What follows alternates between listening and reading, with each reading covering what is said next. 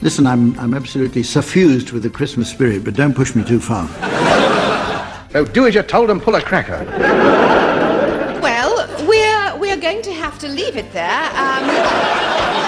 As we've run out of the time we always allocate to frothy whimsy, so, Just when things were going well, or actually just a little bit after they were going well, a potentially big problem develops. I've come to the end of my career. And you'd be right, but. And mine is a big but. I do impressions, you know. Not on this programme, you don't. Barry does them all. Oh, that's nice. I'll just go and get my bum bag. Look, Mush, you're spoiling our Christmas. Liven yourself up, boy. The sooner we do it, the sooner we can all get over to the Duck and Pull It and smash a few down. Is this the best the BBC can do?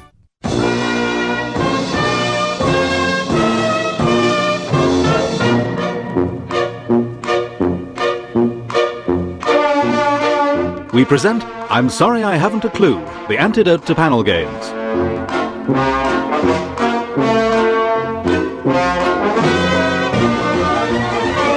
At the piano is Colin Sell, and your chairman is Humphrey Lyttelton.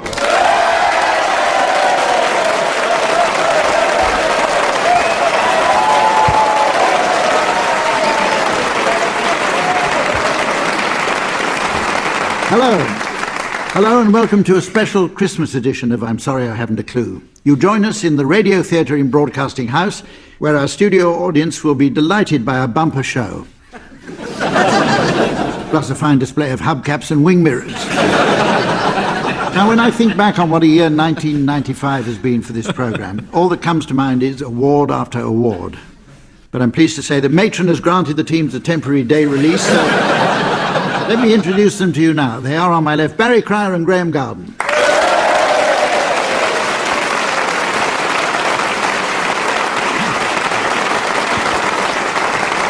And on my right, Willie Rushton and Tim Brooke-Taylor.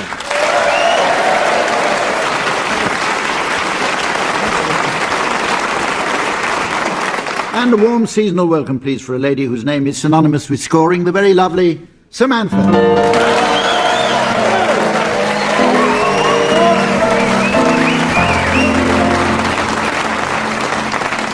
Incidentally, Samantha was telling me she went vegetarian this year. But she says she has had some pheasant and a bit of partridge this Yuletide. Perhaps she'll even enjoy a little goose. Either way, it's nice to see her back on the game. Now, since this is a Christmas special, teams, we'll need to get off to a cracking start. So while Samantha passes round the walnuts, let's play a game of celebrity misquotes. Though there have been plentiful records and articles documenting things that famous people have said during 1995, there are very few records of things they never said. In fact, if it wasn't for our tabloid newspapers, we'd have very little idea who hadn't said what at all.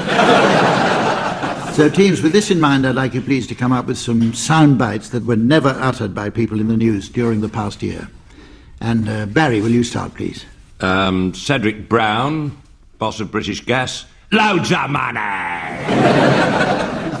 Willie. Michelle Pfeiffer. My goodness, I'd like to get that Rushton under the mistletoe and... Tim. Julia Somerville. Someday my prince will come.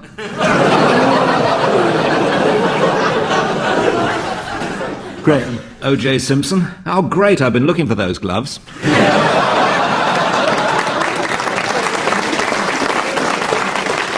Kelvin Mackenzie. My word, I'd like to get that Janet Street porter under the mistletoe.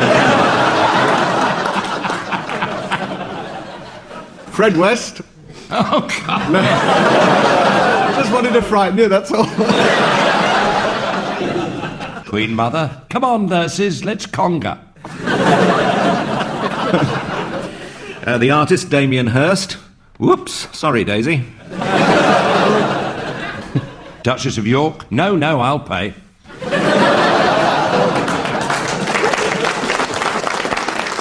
Bruce Grobbelaar. Careful, the lawyers are in. I'm a dedicated follower of Fashionou. Any more?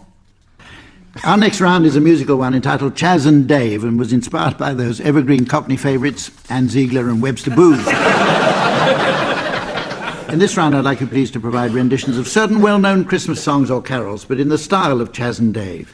You'll be accompanied on the piano by London's very own Colin Sell, the man behind many a West End Standard, Express, Mail, and a variety of other papers on his popular newsstand. Tim and Willie, I'd like you to start by providing a Chas and Dave rendition of We Three Kings.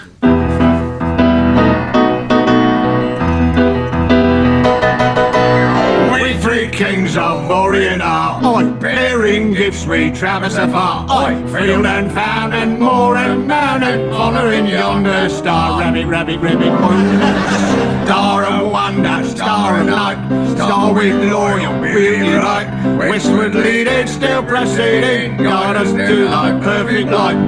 Good job. Born a king on Bethlehem plain, gold I bring to crown him again. King forever, ceasing never, over us all to reign. Star of wonder, star of light, star with royal beauty bright, westward leading, still proceeding, guide us to thy perfect light, perfect light, light, light, light, light, light, perfect light, light, light. This would go on all bleeding night.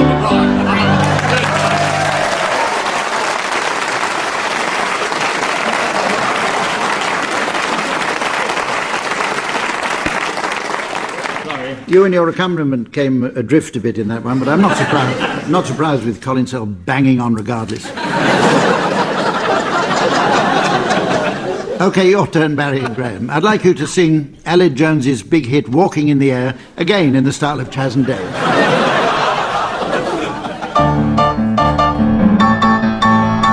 Walking in the air, we're floating in the moonlight sky. The people far below are sleeping as we fly, high, very high. We're holding very tight, minds alive, very tight. We're riding in the midnight blue, wallop, wallop, look at you. We're finding I can fly so high above with you. Good job, good job. Right across the world, the villages go by like dreams. The rivers and the hills, the forests and the streams, rabbit, rabbit, rabbit, rabbit, rabbit, rabbit, rabbit, rabbit. Children gaze, open mouth, taken by surprise, wallop, wallop. Nobody down below believes their eyes. We're surfing in the air, we're swimming in the frozen sky, very high in the sky. We're drifting over icy mountains, floating by, by, by, by, by, by, by. Wallop, good chap. Good chap. Closing time. Your glasses, please.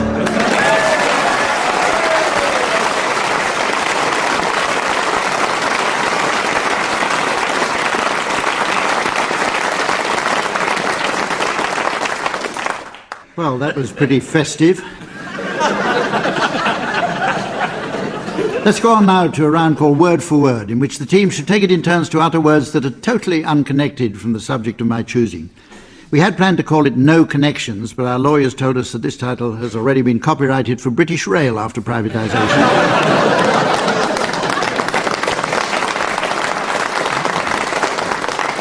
Teams, I'd like you please to exchange a series of words that have no possible link to Christmas. So, if, for example, the expressions exciting, new, and TV programme were heard, that would be perfectly okay.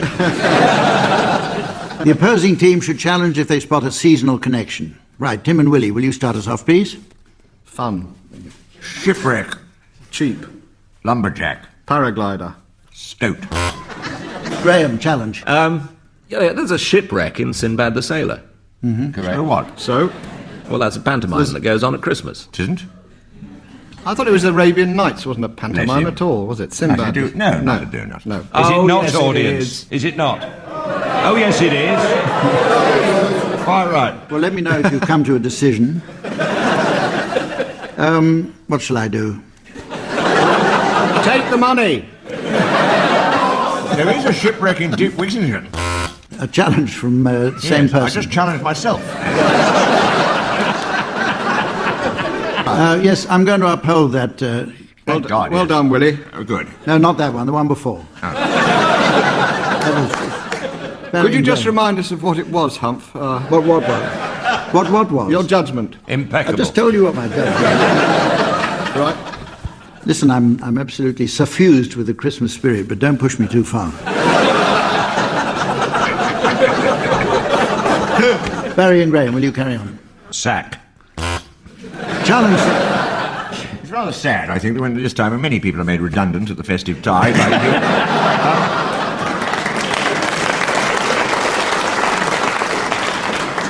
I don't think compassion is a valid reason for a challenge, so carry on, Graham and Barry. Egg. Stocking. Bikini. Reindeer.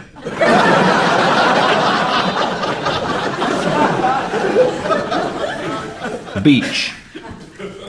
Challenge there from Tim. Who are you calling a beach?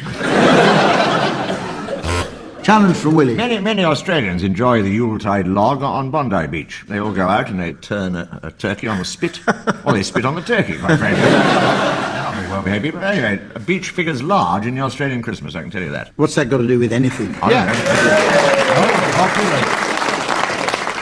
Right, carry on. Yuletide. Dormitory. Sock. Wet nurse. Fungus. Challenge. Wet nurses use socks. It's a well-known remedy for almost any ailment in boarding schools. Sorry, what's this got to do with Christmas exactly? Wet nurses use socks. There is a connection at Christmas in the dormitory when excitement runs high. I was in a boarding school for 6 years, and I don't remember ever having seen a wet nurse during the whole of that time. You dreamt about it, though, didn't you, Humph?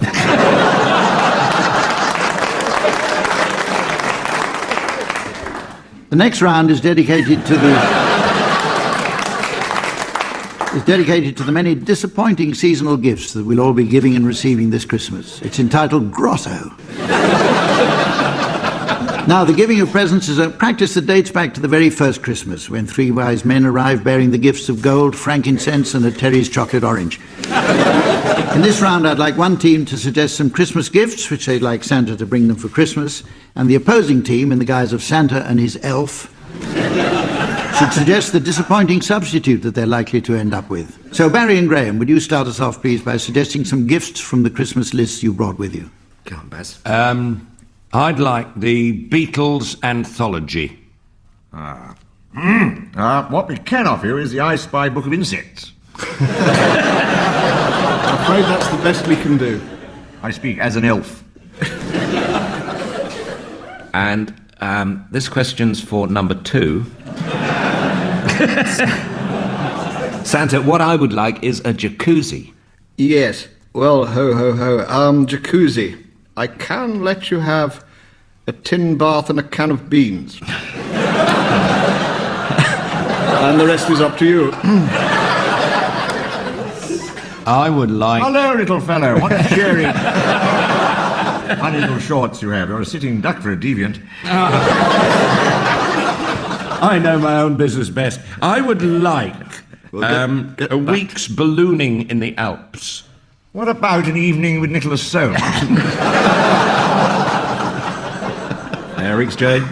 Well, what we do now is to go over to Tim and Willie with their list. Ho.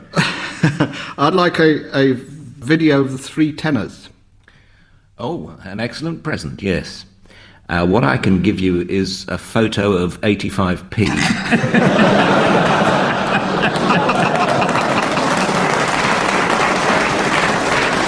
Wasn't quite what I had in mind. What I would like, a bearded wonder. Yes. I'd like a trip to Paris on Eurostar. Well, I think with cutbacks I can give you a trip to Bart's with a urine test. What about you, Sonny? I'd like a suite at the Savoy. Well, all right, I could let you have a sherbet dab in the Asda car park. Sounds preferable to me. Little elf. Have you come to the end of your list? I've come to the end of my career. Well, I wasn't going to say it. It's time now for our next round, which is called Who Gets the Sixpence? As you'll appreciate, no Yuletide celebration would be complete without the usual accompaniments of gently roasted nuts, a plump bird, and a good stuffing.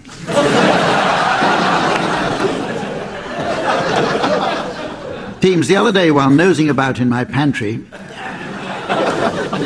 I came upon some of my delicious homemade Christmas pudding, a treat which is almost as celebrated as my fabled spotted dick. So if listeners will excuse us for a few moments, I shall now invite the teams to partake of my pudding. The winner will be the first person to find the lucky sixpence. OK, teams, start eating now, please. I lost my spoon. Oh. Very good, Humph. What do you use for fruit? For fruit? Any old... I can taste some fruit. There you go. One of these raisins is wandering about.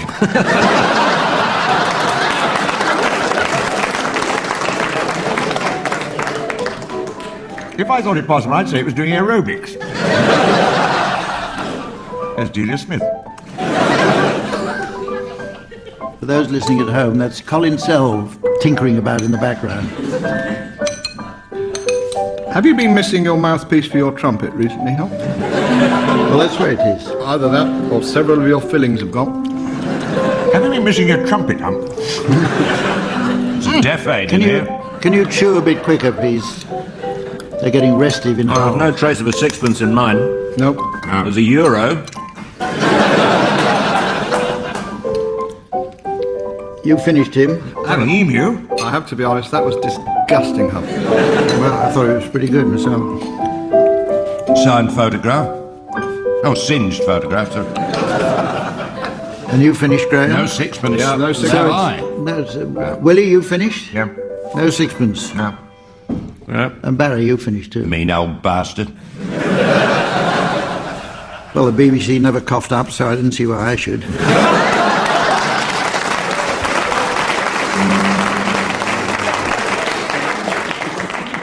Now it's time to play a regular favourite called Sound Charades. This is adapted from an ancient Chinese game called miming, where the object was to describe a favourite 14th century porcelain vase. Our version of this highly amusing, highly entertaining and highly witty game differs only in a few areas. The one's just after highly.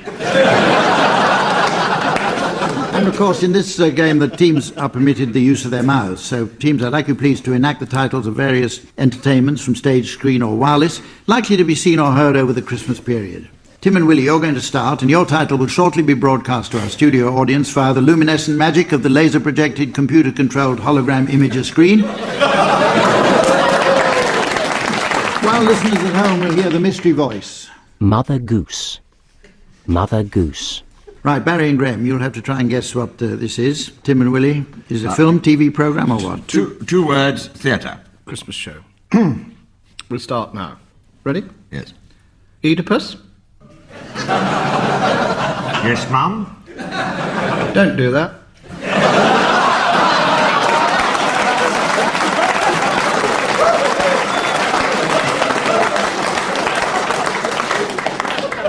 There's a family connection here. What? Mum, as in mother. Yes. Oedipus' mother. Oedipus indulging in a ploy that his mother didn't like. I think it's Mother Goose. I would have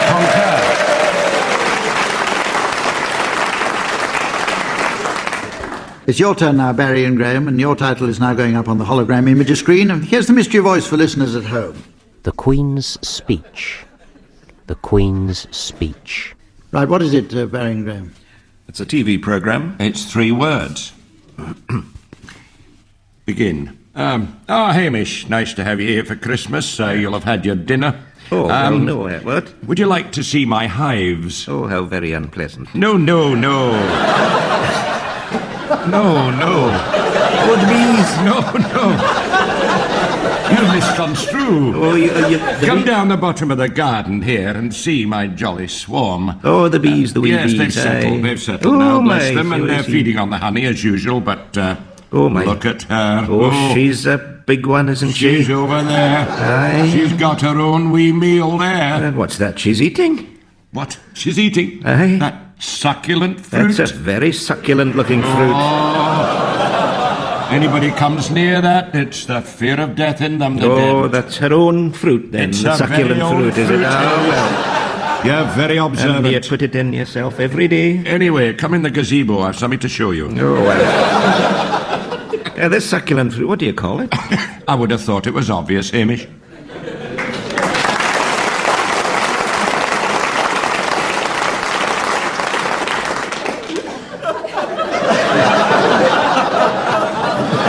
Tim and Willie, can I just tell you something? They always tell you on these radio shows that even if you know the answer, to sort of hedge round it a little bit, you know, to kind of entertain the audience.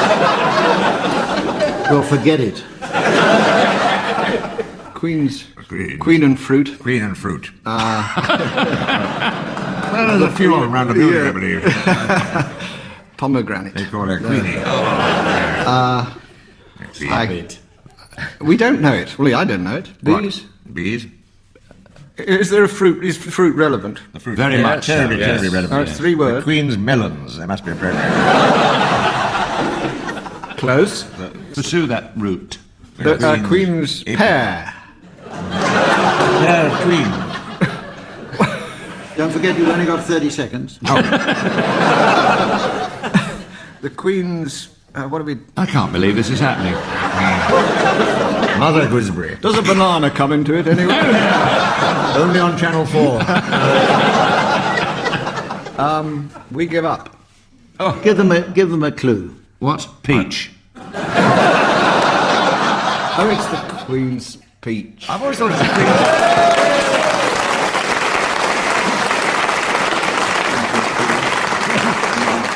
I've always thought it's a Christmas message. It's not called a Queen's speech at all. No, it is called the Christmas message. That's why we didn't get it. Oh, That was dear. boom. Oh, dear. Bad losers. Right, it's now time for a game called Complete Carol. One of the true thrills of the festive season comes from seeing the cherubic faces of carol singers huddled together in the cold on your doorstep. And then pretending to be out. In this round, teams, I shall provide you with some interrupted lines from well-known Christmas carols or songs, which I'd like you to complete. And Tim, we're going to start with you. Can you complete the following seasonal opening? Jingle bells, jingle all the way. Oh, what fun it is to... Put your underpants on your head and pretend you're a druid. Mother. Have you never done that? Oh, in that case, I'm so embarrassed. Oh, how awful. OK, Barry, ding dong merrily on high. Put it away, sir. We've all seen it. Come on down. Willie, here's one for you. Willie, take your little drum with your whistle. Stop that, madam. It's not a real whistle. Graham, this is for you. Deck the halls with boughs of holly. Fa la la la la, la la la la. Deck the halls with boughs of holly. Fa la la la la la la la la. And God knows why Paulie Yates christened you that.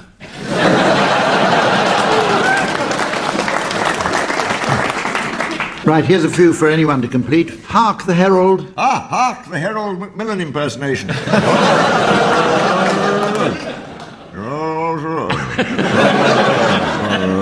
I'm dead now. We wish you a Merry Christmas. We wish you a Merry Christmas. We wish you a Merry Christmas. Have you got a battery in that hearing aid?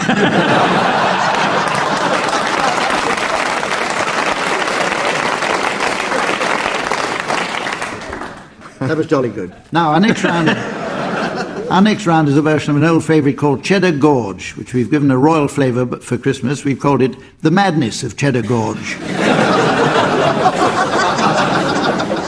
In Cheddar Gorge, the idea is for each team member to exchange a single word in order to make up a sentence, the object being not to complete the sentence. In this version, the idea is for team members to exchange a single word in order to make up the Queen's Christmas message to the Commonwealth. Not the Queen's speech. I noticed in the pub before the show that the panellists have all been practicing convincing impressions of Her Majesty. For example, none of them seem to be carrying any money. Now, to ensure that the teams How long were you in the pub before the show?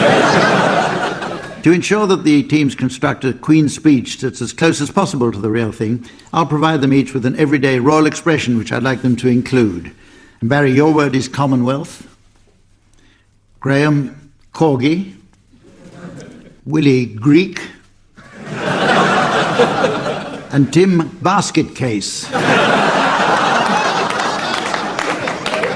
Now remember, teams, the object is not to complete the sentence. So when you hear the magical sound of Santa's sleigh bells, it means I think a sentence has been completed. Okay, Graham, will you start, please? My husband And I and my family. are happy to be Greek.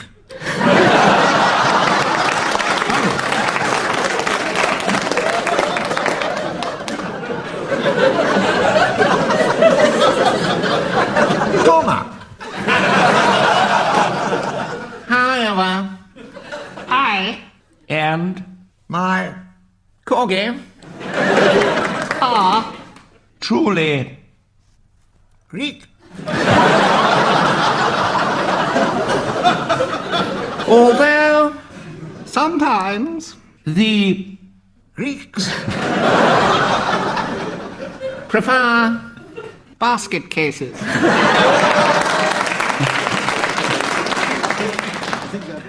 Semicolon. No, I think that was the end of a sentence, but I'm not going to waggle this stupid thing around, so... All right, I'll accept a semicolon. Semicolon. the Prime Minister and the Greek corgi went to mow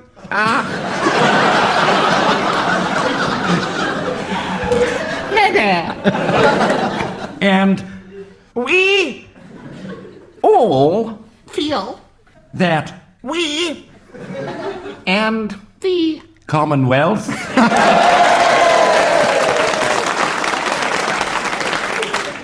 should pay Greece for all corgis which apparently aren't Greek.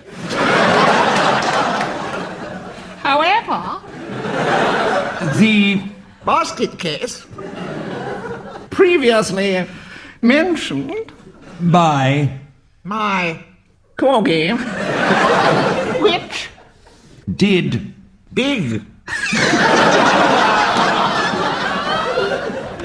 service to the nation when I went to Windsor last September the 50 if anniversary of the mounting Commonwealth conference.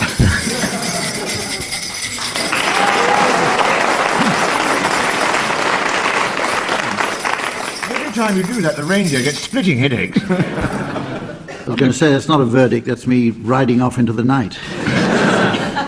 I finished most of my Christmas shopping during that round. Well, it's nearly the end of the programme, though there's just time for a seasonal round of Swanee Kazoo. They do say that the gift of music is a rare and precious thing, though I have observed that it's still a lot cheaper than the gift of a 31-inch Nikam digital stereo colour television.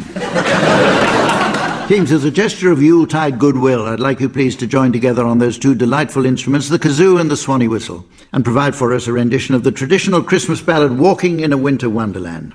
Tim and Graham, I'd like you to be the Swanee whistlers, and Barry and Willie, I'd like you to operate the kazoos. You'll be accompanied on the merry organ by Colin Sell.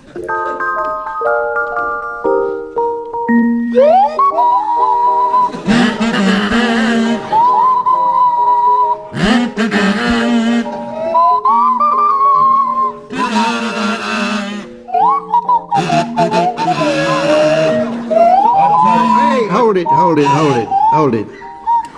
Tim, for 23 years, our good listeners and I have had to put up with these paltry attempts at musical expression. Surely, on this of all days, they deserve something slightly better. And they shall have it. For unbeknownst to our studio audience, I've managed to smuggle in 2 genuine members of my band to provide some assistance. So will you please welcome Paul Bridge on bass, Adrian McIntosh on drums.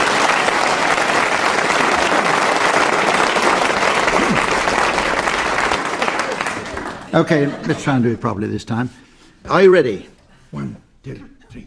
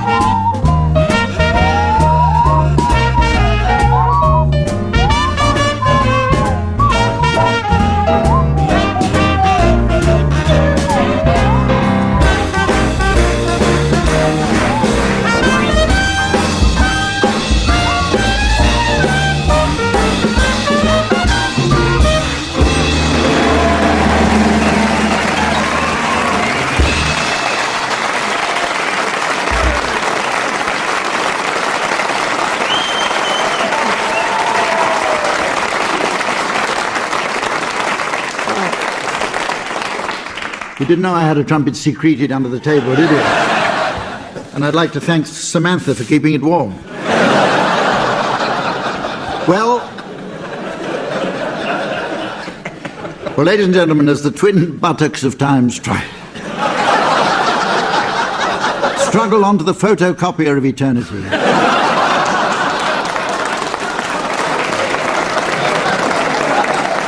and the tipsy secretary of fate fends off the managing director of destiny, I notice that it's the end of the show. Join us again next year for more of the same. In the meantime, from the teams, Samantha and myself, a Merry Christmas and a Happy New Year. Goodbye. A celebration of the talents of Willie Rushton, who died last year. The programme is hosted by Ned Sherrin.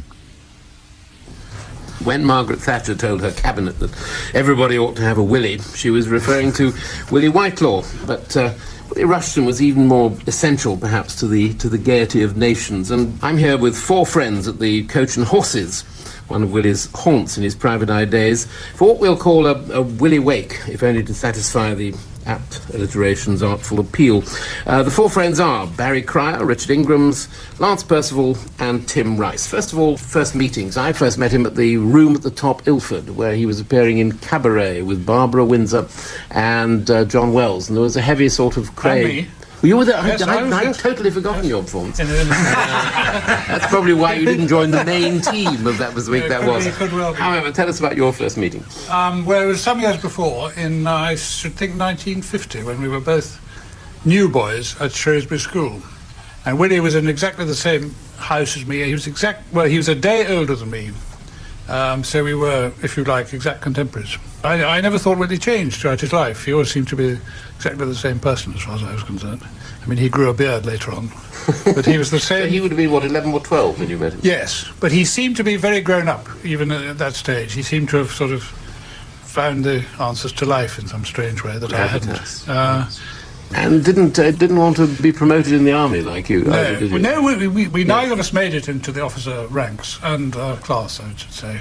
I never understood quite how Willie failed to get a commission. He failed to get to university, first of all. He tried to take O-level maths, I think, 6 times, and failed.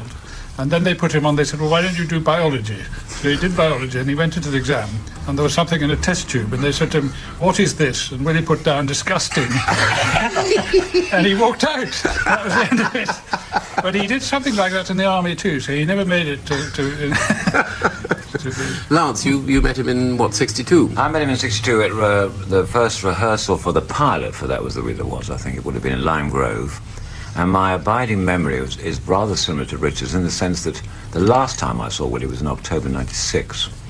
And sartorially, I don't think he changed at all. He was wearing pretty well the same outfit. Obviously, he bought another one, but, you know, the dress was exactly the same. Very. Will and I had a great contention about when we first met, and we couldn't remember. And Willie always said it was somewhere around the back of David Frost. I always remember that. It was in the Frosty era, and we couldn't remember for the life of us. And he said, that's what old friends are about, he said. We don't remember. You pick up a vivid memory. You're much younger, of course. Well, that's the trouble. I'm so much younger. And when I first met Willie, he was already a big star, and he had been one for 10, 12 years. And I can't remember, I've been racking my brains, but it must have been at a Lord's Taverner's dinner. And I think for the rest of my life, I still looked upon him as somebody who was a big star. I mean, he was, of course, a big star, but I was always strangely, slightly in awe of him. I mean, I was enormously fond of him, but he was just so good at talking. That would have worried him terribly that somebody... I didn't tell him. I tried not to tell him. People were in awe of him, and this used to upset him, I found. Well, he was just so... He didn't like it. But he's very, very sharp and witty and funny. Yeah. And it's very hard not to be impressed. Yeah. Let's hear the abiding memory from TW3, which was his impersonation of Prime Minister Macmillan in a short sketch. Hello? Hello? Oh, is that the White House? Oh, Jack? Oh, it's Harold here. Harold Macmillan. M-A-C... And he did of course the farewell. I remember singing "The Party's Over" as Harold Macmillan, very sweetly and very touchingly in a little spotlight when the old boy went, which of course led to his election involvement. Yes, well, actually one of Willie's great disappointments was the fact that Macmillan resigned because he lost a very good part because of that. And the next and you one got Alec Douglas Hugh. I got Alec Douglas Hugh, which I could never do anyway, but he was marvellous at doing. I mean, I think he had his revenge by going out immediately and contesting the election against Douglas Hugh. My favourite memory, Willie, from rehearsals of TW3 was he rifled through Frosty's briefcase on one occasion, and he came up with a file. He found a file which had been labelled "Airport Quips." David had become an international traveller and expected to be interviewed at every airport where he touched down. I always remember also when we were doing a song called "Fat Men Are Coming Back," and it was going to be Willie and Roy Kinnear, and we thought we'd get Fred Emney in to be the third one, and looked at Willie and Roy Kinnear and decided neither of them were remotely fat. He was quite portly on television back in the 60s. He seemed to me that, and but also he seemed very much part of this incredibly daring new outlook on politics. I mean, I was one of the people deeply affected by this wave of satire as a schoolboy. And it was quite sort of shocking. I mean, I remember teachers saying, well, it's all so terribly destructive. This sort of thing won't last. But of course, it did, and it changed attitudes to politics ever since. Used to be letters and telegraphs saying, can't we have constructive satire? Absolutely. Willie and I had this from our respective mothers, I think. When are you going to get a proper job? They couldn't believe that it was going to last. But he was a very good writer of lyrics, Willie. Yes. Well, we're going to hear one. Brilliant. We're going to hear one. We're going to hear one which actually has its origin in those. It's an early Private Eye LP. I think it must be. And the song, because you used to bring out those LPs. What at Christmas? Well, they weren't proper LPs. They were little sort of flexible things that were EPs stuck on the, or flexible discs. They were stuck on the front of the cover of Private Eye. But they play, because you will now hear Neasden the song. Bloody Neasden, you twit. There's that wonderful riding roughshod over the rhymes, isn't there? Sort of having fun with it, like E.Y. Harburg almost. This is what obviously inspired Tim to go on to Joseph and his Amazing. Who wrote the tune? Who wrote the tune to that? I think I did, actually. Oh, did you? I'm sorry to own up to it. Have you been sued? He was a great lyricist. Brilliant. A yellowed fax. I read it as Richard might remember. I read this at his funeral. Rushton, the lyricist. I could never sing this. He wanted to do this with me as a duet at Edinburgh. But I said, no, you do it, because it was wonderful. St. Vitus's dance. What was the dance, St. Vitus' dance, that did so gratify the Lord? that they beatified him for his terpsichore, play me a chord. And I will dance the dance that Vitus did, that caused the cardinals in Rome to say that dancing halls should have, and they would suffer no complaint, a patron saint, and then went home. They searched through history for a holy man who danced, and then they chanced upon a man whose wild gavotte would frustrate all the devil's tricks, and though they were as tight as ticks, they said that when this Vitus kicks, he does a lot of good for God. And then they danced the dance that Vitus danced. The world was shaken to the hilt, when in a bowler hat and kilt, Vitus quadrilled. They searched through history for a holy man who danced, and then they chanced upon a man whose hectic lurch would give Beelzebub the creeps. And while the whole of mankind sleeps, it's guaranteed when Vitus leaps, it's bound to liven up the church. And so they danced the dance that Vitus danced, and when the saints come dancing in, frequently sequined, he's a dream. He is the mainstay of their own formation team. They stand supreme. They always win. Oh, in Vitus, sent Vitus to the dance. Yes, I can Willie see why, Rushton. Oh, I can see why Willie was going to do it on his own, Richard, I was no fool. Barry's complimented him as a lyricist, but I think you probably feel that his greatest achievement, which we can't really illustrate on radio, was the cartooning skills, wasn't it? Yeah, and he did that from the earliest days that I remember. I mean, when he was at school, he seemed to be a fully fledged cartoonist. I don't know where he got it from. He had no ancestral cartoonist or anyone. All the time he doodled on any piece of paper. He did these sort of mustachioed men in bowler hats. And these funny feet he had, they were all sort of, someone said they were like wheel clumps. He said he couldn't do feet. And then later on, he did, of course, he did all the drawings of the early private eye, mostly political. And then he invented a sort of entirely new type of cartoon, a sort of Rabelaisian type of cartoon. Hither, Gloria, I'll take a shilling's worth. And there was one that you would particularly appeal to you, I think, then, of these two elderly gays in bed together in the street. And there's a policeman comes up to them and says, adults you are, consenting you may well be, but I would question the privacy of Lowndes Square.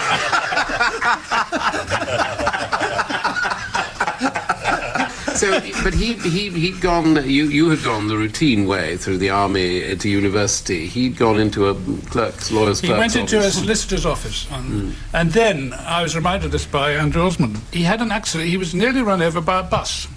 And, brave bus. And he decided then that he was never going to do anything that he didn't enjoy in future life. And he then immediately gave up being a solicitor and took to freelance cartooning.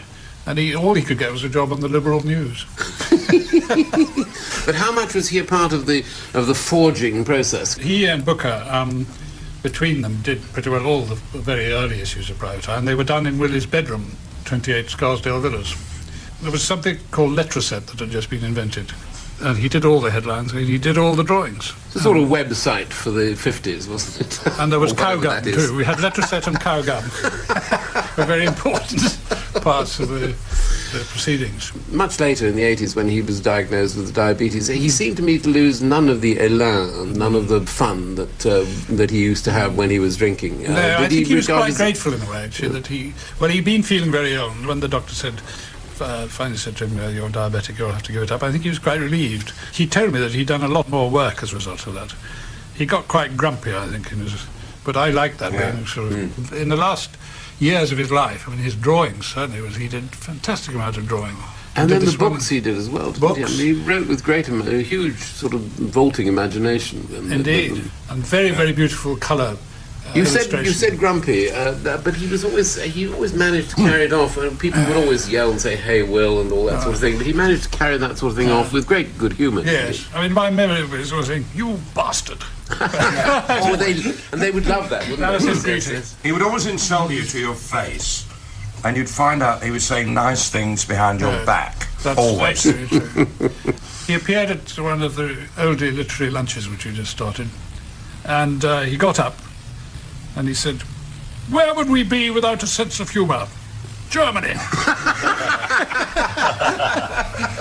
It was a brilliant opening. Everybody fell about. It was just quite unexpected. It was such a good joke. Well, we ought to think about Willie the actor or Willie the acting personality. I suppose school of Robert Morley, Wilfrid Hyde-White. He was in Magnificent Men in Their Flying Machines and all sorts of... But we've just got one little snippet reading Eeyore Has a Birthday from Jack Honorim. Look at all the presents I've had, said Eeyore. Look, first to the right, then to the left. Where? Can't you see them? No, said Will. Neither can I, said Eeyore. Joke, he explained. Ha, ha.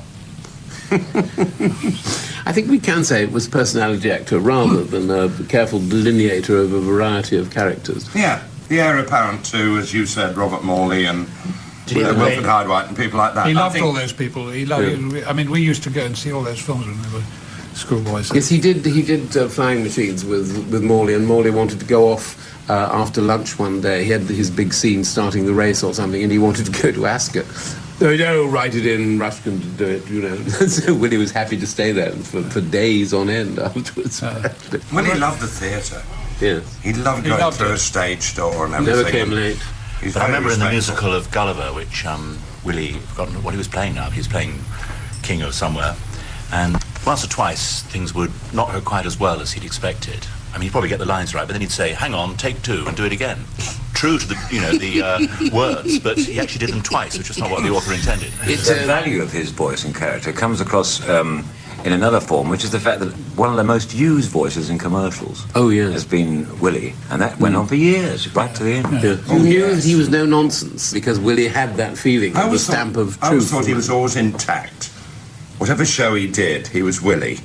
And he was able to rise above, sometimes perhaps not the most intellectual of material. One thinks of the odd panel game, but he always brought the panel game up rather than sunk to that level. But when was the moment he changed from being William to Willie? Because I'm sure when I first heard of him, he was William. Billed as William on TW3, but we always called him Willie. But later he was billed as Willie. It was like, the nation just couldn't cope with him being William. I called him Will, and he said, "Oh, I like that." Suddenly one day, and I was taken completely by surprise. I like that. He used to be called Will. Somebody mentioned panel games. So one of the most idiosyncratic, chaired by dear old Johners, and with two taverners here, we ought to hear a little bit of Trivia Test Match. Which 30s musical star went on to become Mrs. Dale in Mrs. Dale's Diary? Jessie Matthews. Right. That was a beautiful half volley outside the off stump, wasn't it? Very easy. I didn't think it was easy, but I just thought I played it skillfully. As you did Jessie Matthews. Don't waste time on my it. shoulder goes. Oh, sorry. We'll have a quiet single now to get rid of excitement. What was Norman Bates's hobby in Hitchcock's Psycho? Stuffing birds. You're right. You get a single? Another single, yes, please. How many humps do the camels native to Central Asia have? The ones native to Central Asia. It can only be one or two. Two. You're right, two. Another single. Easy one there. More camel questions. We'll have a crack at another four, I think. Right. In the Bible, what was Noah's wife called?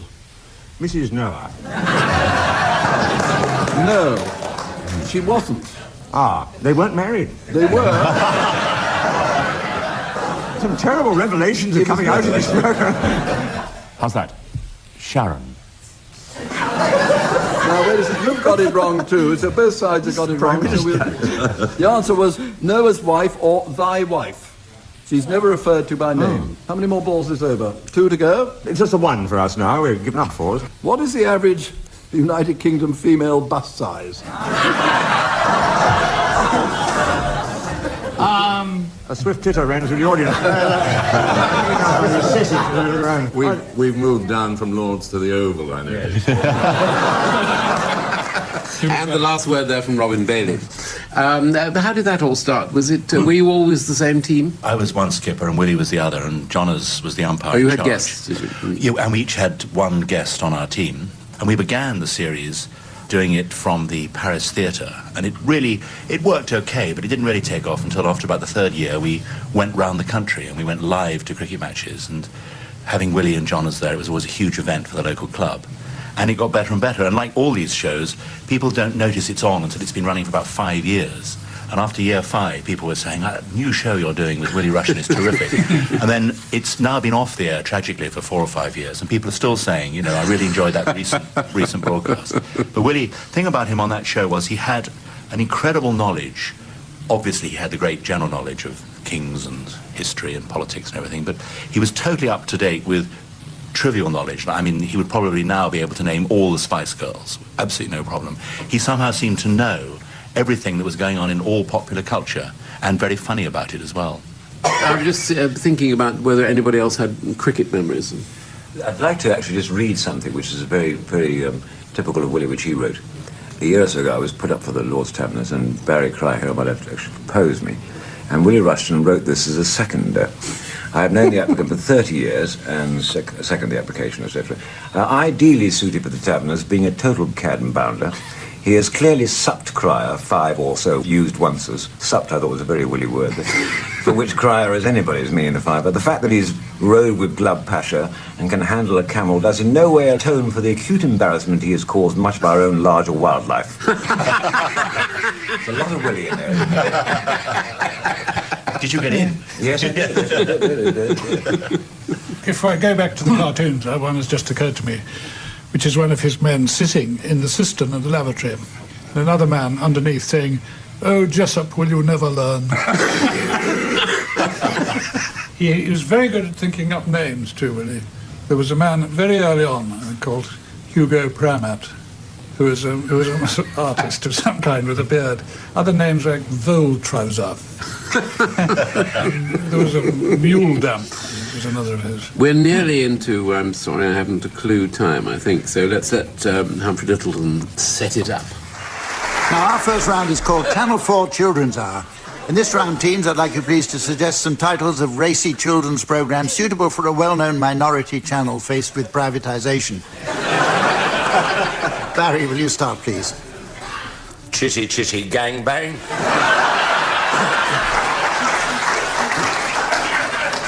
101 Reservoir Dalmatians.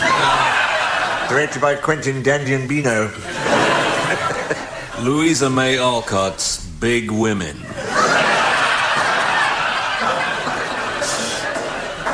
Winnie the... Was that you?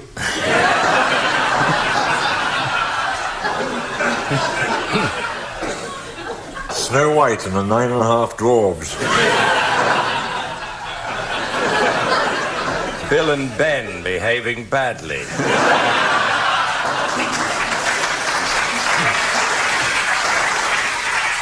And God created Noddy.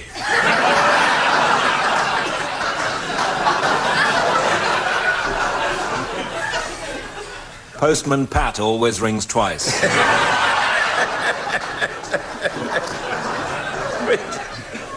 Lord Baden-Powell's famous book, Snorting for Boys.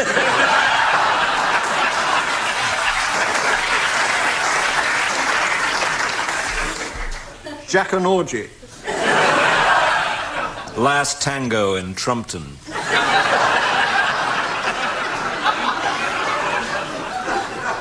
Swallows and Amorous Nuns.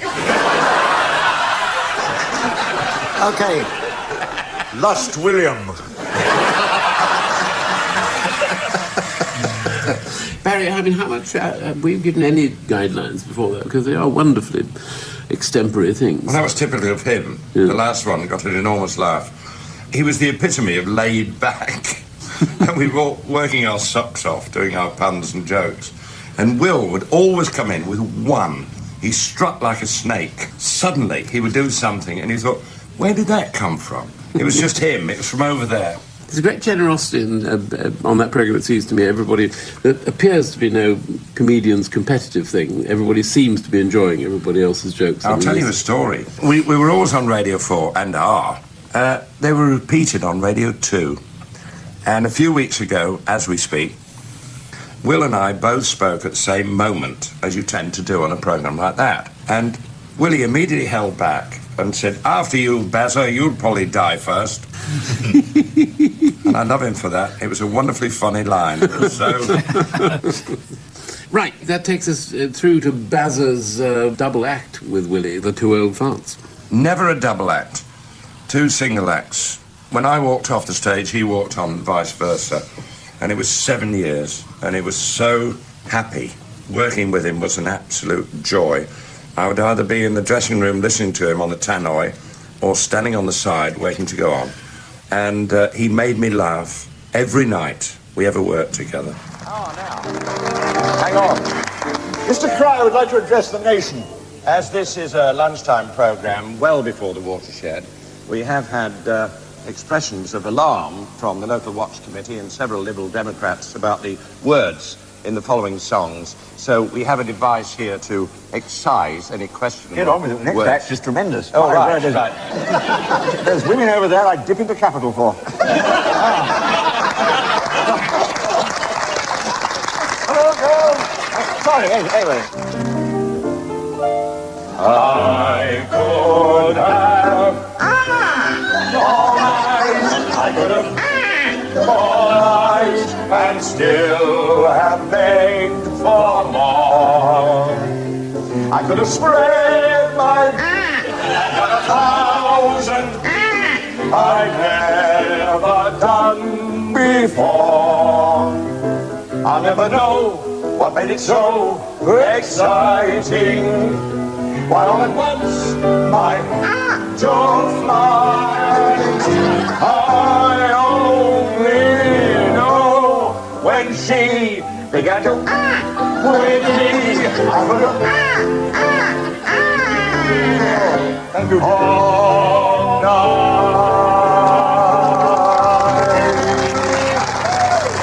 Wonderful harmonies there. Nearly. We need the abiding memories. Lance, what's your abiding? Well, no, I've actually want to borrow one here because I read something which, of all people, was said by David Frost. Do you remember him?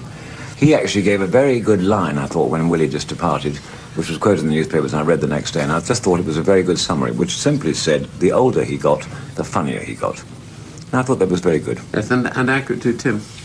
I always remember and treasure some very good advice he gave me at a Lord's Taverner's dinner after I'd spilt some red wine on my snazzy new white evening jacket. He said, I always dress to match the colour of the food.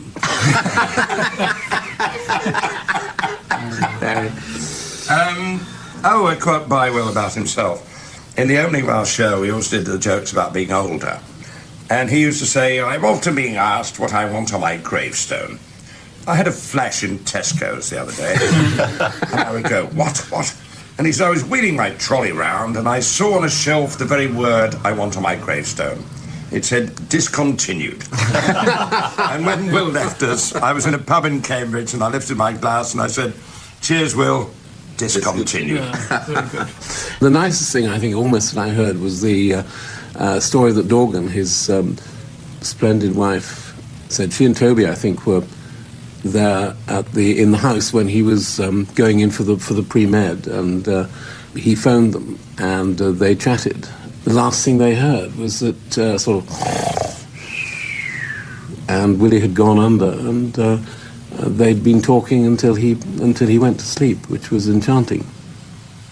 Richard, you have the first memory. Well, I have the first memory, and my memory is of Willie being unchanged throughout our long acquaintance. I think he was a very, and this emerged from so many letters that came into Private Eye, he was greatly loved by not just the people who knew him like us, but everyone else as well who'd seen him on the telly and heard him on the radio. And part of the reason was, I think, that he was a very good person, and one of the very good things about him was, I think, that he lacked ambition. He only wanted to do what he enjoyed doing. I don't think he wanted to do anything else or be anyone else. And that was partly why he was so loved. Willie, you're to start. I'd like you to accompany Frankie Lane singing Rawhide. Rolling, rolling, rolling, rolling, rolling. It's quite easy so far. Rolling, rolling, rolling. Rawhide.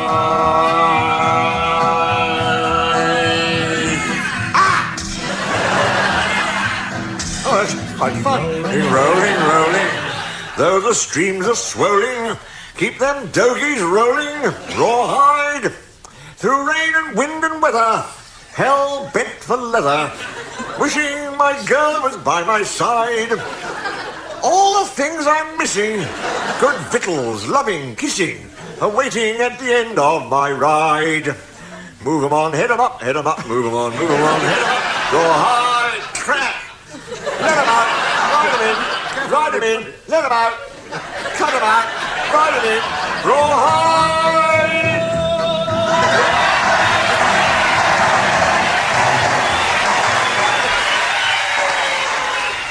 In Willie's wake, Ned Sherrin was reminiscing with Richard Ingrams, Barry Cryer, Sir Tim Rice and Lance Percival. The production team were Helen Williams, David Scott and Jonathan James Moore.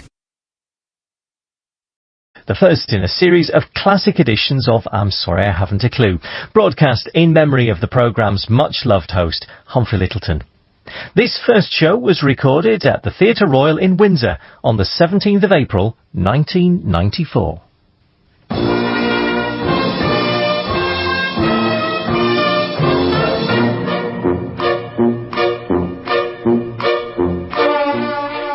We present I'm Sorry I Haven't a Clue, the antidote to panel games.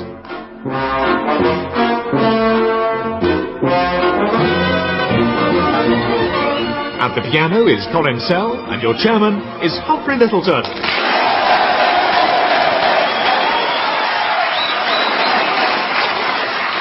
Hello and welcome to a brand new series of I'm Sorry I Haven't a Clue. Today we're coming to you from the ancient and splendid Theatre Royal in Windsor, which I was interested to learn has been frequented by an impressive succession of queens. Anyway, it's a charming theatre full of history, and everywhere you look there are fascinating reminders of a vanished comic era. Let me introduce you to four of them.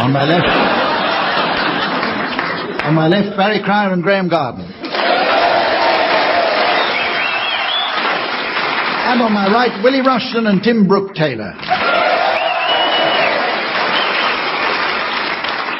Our scorer tonight is a lovely lady who's taken the opportunity of our visit here to have a rewarding poke around the back streets. A very warm hand, please, for Samantha.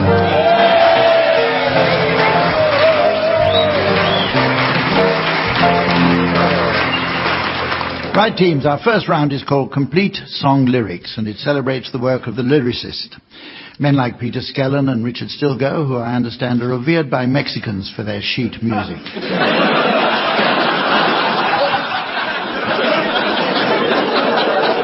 In this game, teams, I shall read out the first lines of some well-known songs. I'd like you to complete them. Tim, here's yours. Mad dogs and Englishmen go... Woof, woof, bring back Maggie.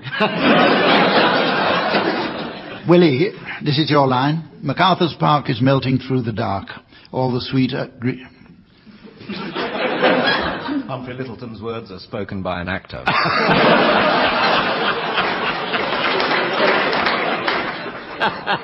MacArthur's Park is melting through the dark. All the sweet green icing flowing down. Someone left the cake out in the rain. I don't think I can take it because it took so long to bake it and I'll never see that recipe again. Oh... Bugger.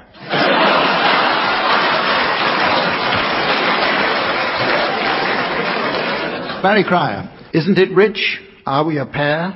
Me here at last on the ground, you in midair. Send in the... Osteopath.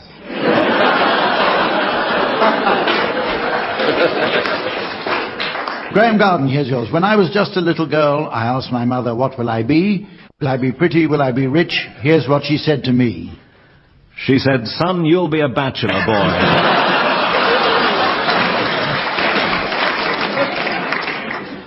Willie, should old acquaintance be forgot and never brought to mind? Yes.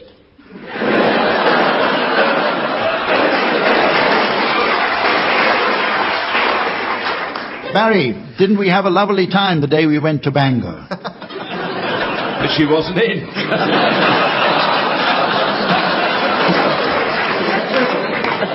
Graham, here's a snappy one for you. I know I stand in line until you think you have the time to spend an evening with me.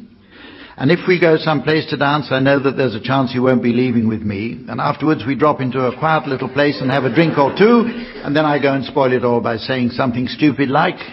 I'm Humphrey Lyttelton.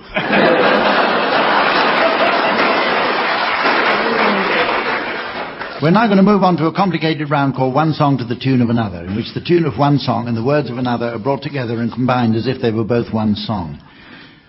It's hard to get your head round that at first, but if you try to think of it as one song without the tune, but with the words, to the tune of another song, but without the words, it may help. Teams, to accompany you, I'm sure we'd all like to welcome our brand new pianist. But until he's provided, we'll just have to make do with our old one. Here's Colin, sir. Tim, I'd like you to sing the words of I'm Too Sexy to the tune of La Donna e Mobile.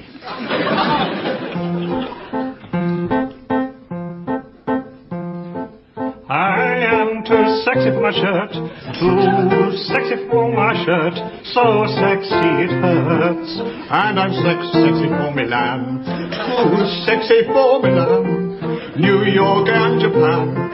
Keep up, Colin, and I'm too sexy for your party, too sexy for your party. Away and disco dancing, I'm a model, you know what I mean, and I do my little turn on the catwalk.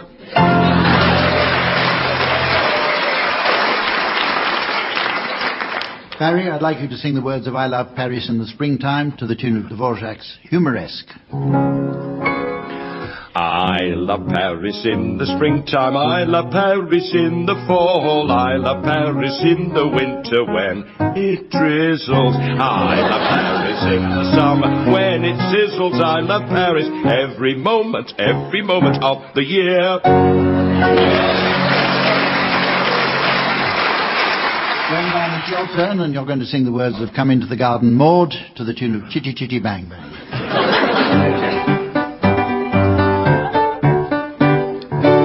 Come in to the garden, Maud, for the black bat night has flown. Come in to the garden, Maud, I am here at the gate alone. I am here at the gate alone, and the woodbine spices are wafted abroad, and the musk of the rose is blown for a breeze of morning doves and planet of lovers on high, beginnings faint in the light. And she loves on a bed of daffodil sky to faint in the light of the sun. She loves to faint in the light and to die. Come into the garden, Maud, for the black bat night. Come into the garden, Maud, for the black bat night has blown.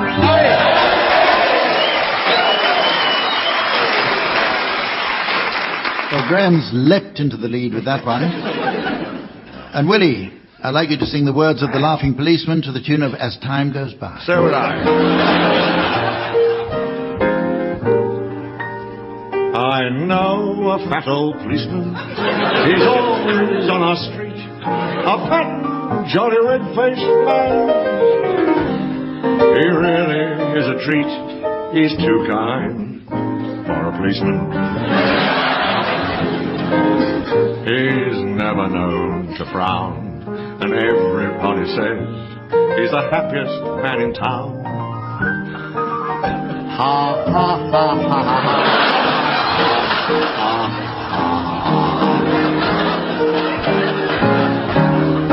Whoa, ho, ho, ho, ho. Ha, ha, ha, ha. Ha, ha, whoa, ho, ho.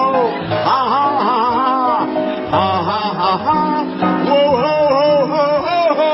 Ha, ha, ha, ha, ha.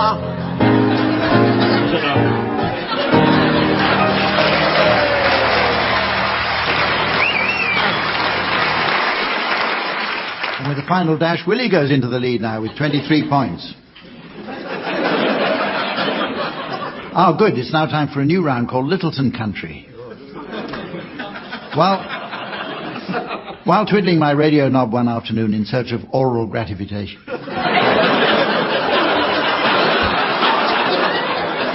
Right, sister.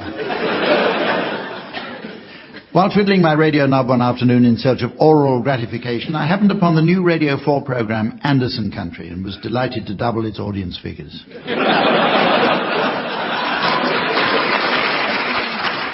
For those of you who haven't experienced this program's rare charm, I'd like to instigate our own version. In it, I shall be taking calls from all over the country on the subject of radio phone-ins, and I'd like you teams to be the callers. Before we start, you should know that I shall be awarding bonus points for authentic regional accents. And our first caller is Barry from Newcastle. What's your point, please, Barry? Well, I've just moved here from Bognor, and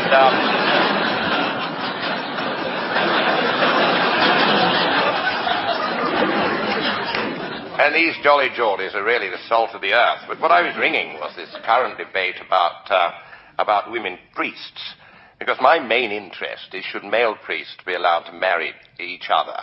And I've always thought certainly if they love each other. And furthermore, what? Yes, Hinny, I'm just coming down the kitchen new.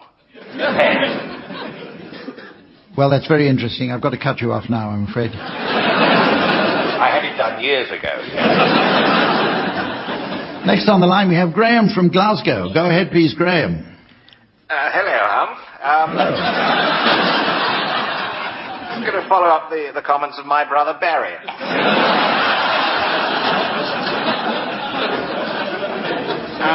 You were talking earlier about the royal family. And I just called to remind you.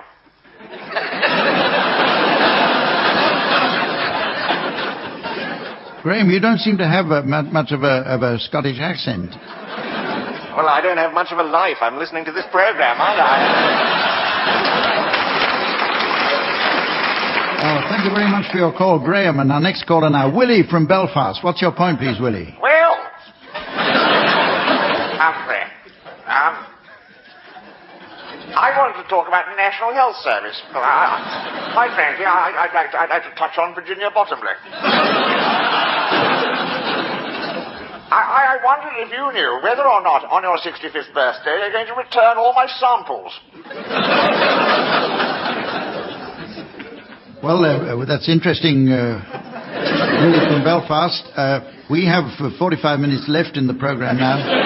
So, finally, we have Tim from Cardiff, who was brought up in Australia by German parents.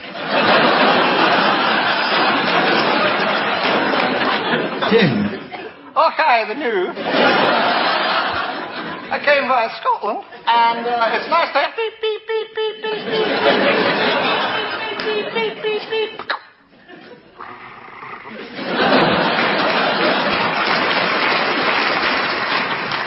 Next round is called Innovations, and as the name might imply, it requires the teams to come up with something innovative. By the law of averages, I suppose it had to happen eventually. It's hard to open a newspaper or credit card statement these days and not see one of those small catalogues advertising all manner of apparently useful gadgets. Now it's come to my attention that these publications are on the lookout for new ideas and have already asked the teams to contribute something completely inventive. So far, all they've produced is a timetable for Network Southeast and Barry Cryer's tax return. So, teams, time to do better now and describe for us some exciting new inventions that you consider might be of interest to the people of the Innovations catalogue. Tim, I want you to start. You could buy a solar-powered Swiss Army toothpick. 8 picks for all size of gap. Or video minus. Quick while you're behind, Tim. Video minus. Just tap in a few numbers and Video Minus will turn off the television just as the programme gets exciting. Thank you, Tim. Barry, some innovations from you, please. There's the new combined Kalashnikov and funnel for opening milk cartons. Reversible periscope for self-hemorrhoidectomy. Oh, dear. Willie, how about you? A waste disposal unit that sounds like Lloyd Grossman. They've done that already. You will not fail to thrill to the whistling dildo. A lot more fun than Ronnie Reynald, and admittedly not as much use as luminous car gloves. A bouncy Windsor castle. If you happen to have royal children. With inflammable west wing.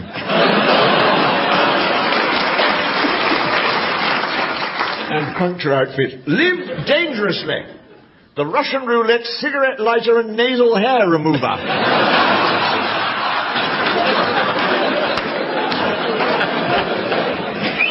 Oh, there goes my dildo. Okay, and you, Graham. Well, there's the tabletop innovations catalogue shredder. Telephone ignoring machine.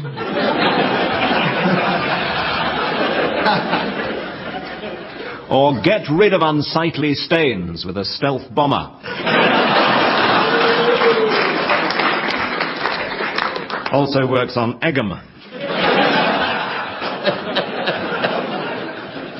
Or there's a row of Chippendale coat hooks modelled by the popular group.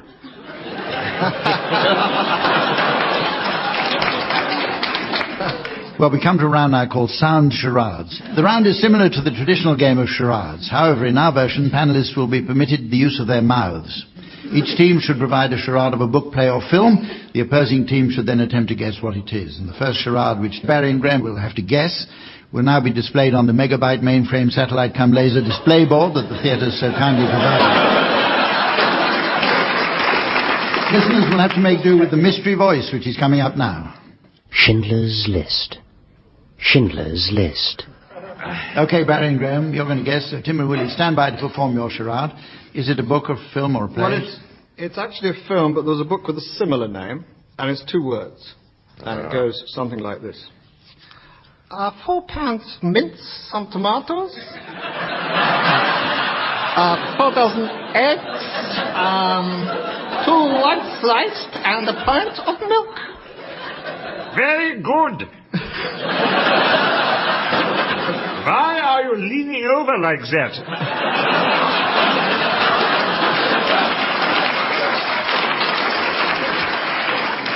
Because I am pissed. Right, Barry and Graham? Call me by name. Oh, yes. You've got to try and guess that. Shopping connotation, obviously. In a possibly drunken state, in the rhyming slang context. As in Brahms. As in Brahms. Farewell to Brahms? No. I think they know it. Yeah, not Yeah. at all. Brahms and Schindler, I think. It's no good asking me. The last film I saw was The Lives of a Bengal Dancer. Barry and Graham, you're going to perform a charade now, and you're going to guess Timmy and Will. So here's the charade going up on the laser board, and here's the mystery voice for you at home. The piano. The piano. Barry and Graham, is it a film? What? Book? No, it's a film, and 2 words. Ah. Yeah. You know that Colin Sell? Yeah. What's he playing at?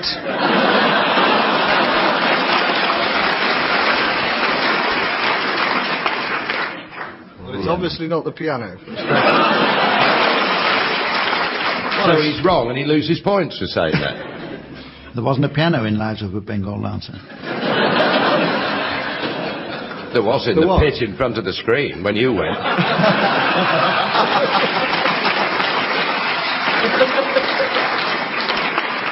Our next round flies in the face of the many chart-topping wireless programs that have transferred to television. For in this round, teams, I'd like you to reverse the process by recreating for the listeners our own version of my favourite program, Countdown. Although obviously it's hard to envisage quite how you'll match up to the speed and feverish pace of the original.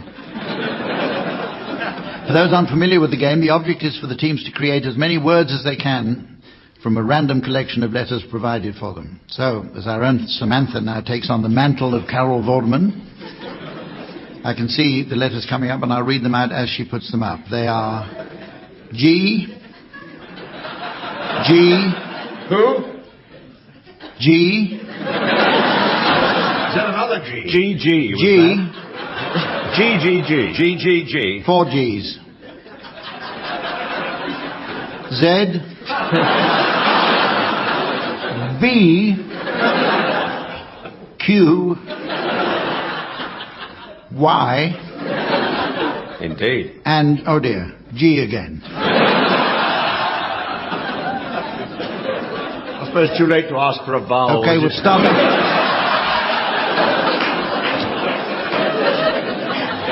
We'll start the clock, but as Colin Sell doesn't know the music for this one to play through the 30 seconds there, he's never up by 4:30 in the afternoon. I'm going to do it for him. Okay, start now. Da da da da da da da da da da da.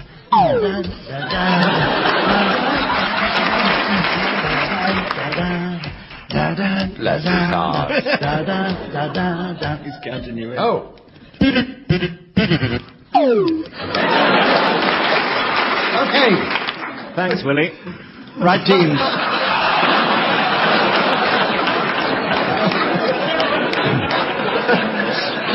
It doesn't just whistle. No such thing as a free willy. Right. We shall, of course, teams, as you come up with your words, we shall check them with the dictionary, and our guardian of the dictionaries is the very distinguished Sir Alec Guinness. Now. Most kind. Starting with you.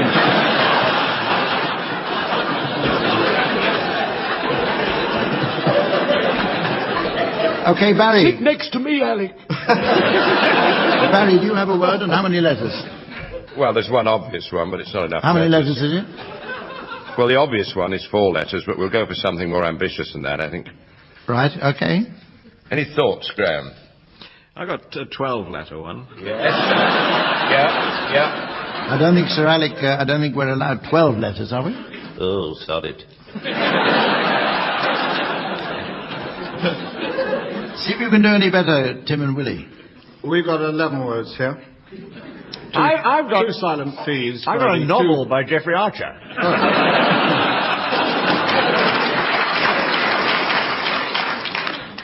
I suppose the 9-letter word This is the sound made by a South American water vole. That's why we just refer to our dictionary. Ah. Yes, Tim, it's in the dictionary. Ah. And it's exactly as you described it, so you're the winner of that round. Our next round is entitled Just a Minute, which of course takes its name from that popular show hosted by Nicholas Parsons, Sailor of the Century. In it, one team member should attempt to sing a song of my choosing without repetition, hesitation, deviation, or repetition.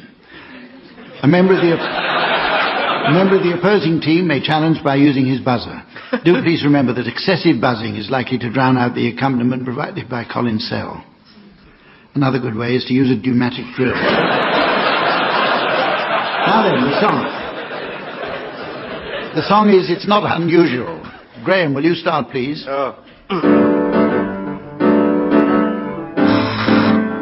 Repetition. Challenged by Willie. No, he flattened the 9th. Oh, right, on that sorry. 7th chord.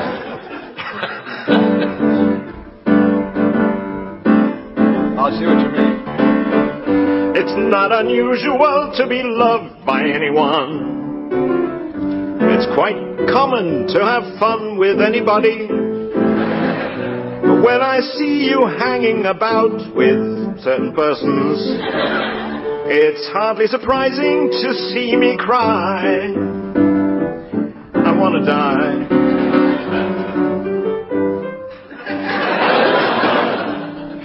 It's not unusual to go out at any time.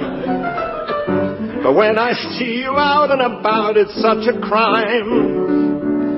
If you should ever want to be loved by anyone, it's not unusual. It's every day. Help! No matter what you say, you'll find it happens all the time. It's not unusual. It's not unusual. It's not unusual. It's not unusual.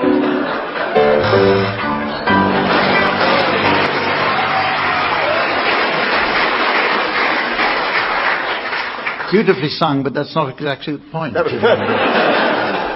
Excellent. Well, while we little pause now like to do that for the buzzer machine to cool down.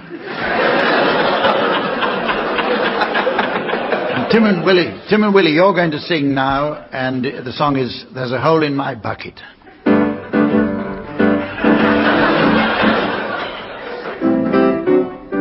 There's a hole in my bucket, dear Liza, nice Frida. There's a gap in my receptacle, dear Elizabeth. A gaping dent.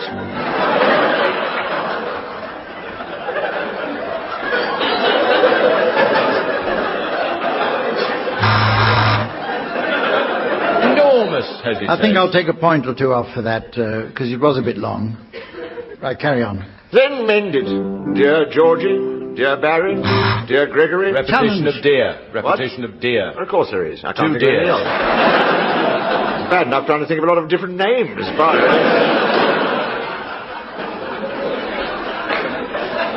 But all right, I'll give way to you. Was the deer spelled the same each time? Well, no, it wasn't. Honestly.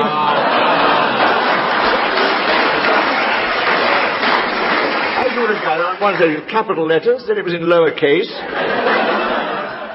What do you want to do, teams? Go on. Well, that's almost all we've got time for, although there's just long enough, I think, for a quick round called Euro TV and Radio Guide. I'm sure there are quite a few British programmes teams that with only a minor adjustment or two would be extremely entertaining for our partners in Europe and even further afield. I'd like you now to suggest for us some continental versions of some of your favourite TV and radio programmes. And Barry, will you start, please? For Holland, Wim'll Fix It. Another good one for Holland. I'm sorry I haven't a clog.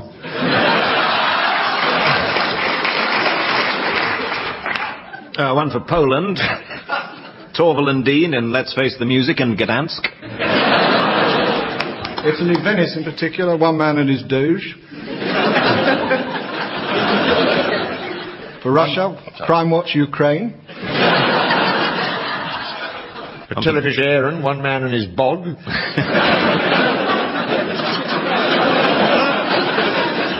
And the French could have one man and his frog.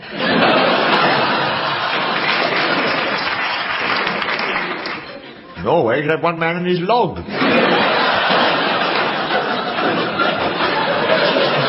Albania, one man and King Zog. Friday night is Munich night. For Norway, you would have only trolls and Norses.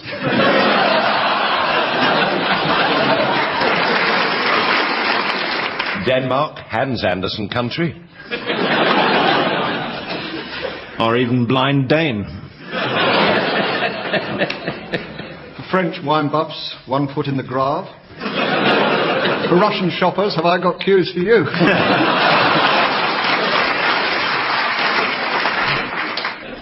Well, they do say that time flies when you're having fun, and to prove it, I noticed my sundial has stopped. So that's all for now. Join us again next week. In the meantime, from the teams and myself, goodbye.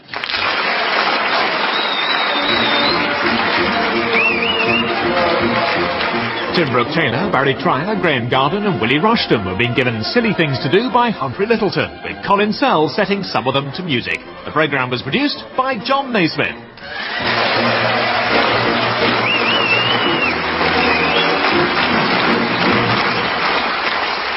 Of the programme's much-loved host, Humphrey Lyttelton. This show was recorded at the Swan Theatre in High Wycombe on the 4th of December 2000.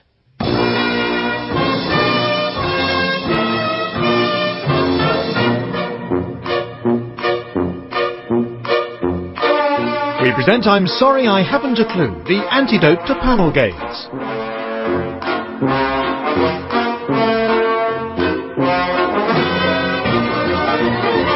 At the piano is Colin Sell and your chairman is Humphrey Lyttelton.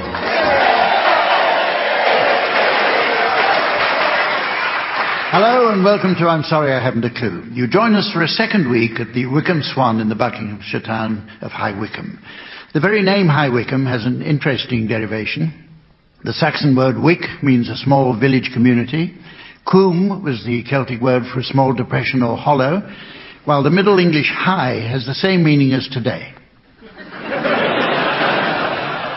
Hence the literal translation, hello, villagers who live in a hole.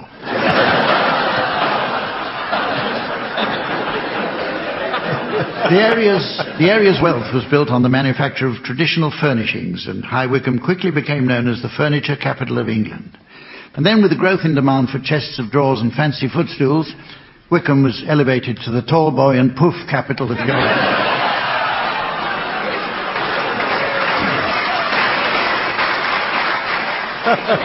The Chiltern Hills are famous for the health-giving properties of their fine spring waters. But when bottles were recently discovered to contain urine, they were quickly withdrawn from supermarket shelves. and move round to the own brand lager section. Let's meet the teams. They are on my left, Graham Garden and Barry Cryer. And on my right, Jeremy Hardy and Tim Brooke-Taylor. And eager to do her bit for the teams on the desk next to me, please welcome our scorer, the most fragrant Samantha.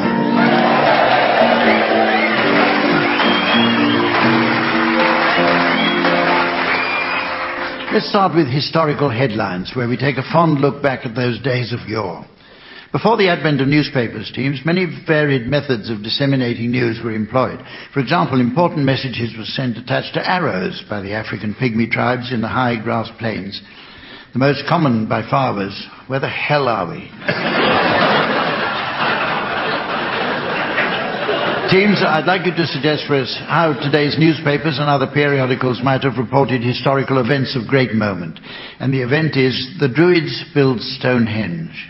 Graham, will you start, please? Yes, from the Wiltshire Gazette. Roof of Salisbury Dome blows off.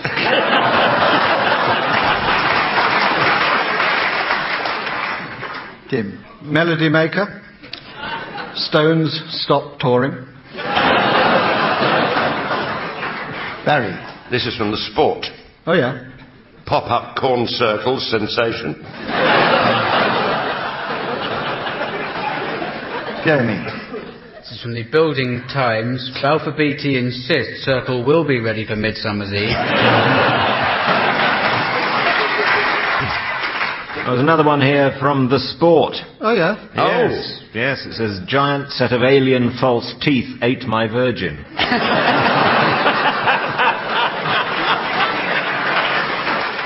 Daily Telegraph. Outrage as pile of stones wins Turner Prize. I heard from The Guardian from corrections and clarifications. Oh, Yesterday's headline, pests welcome the solstice. Should have read, priests welcome the sausage.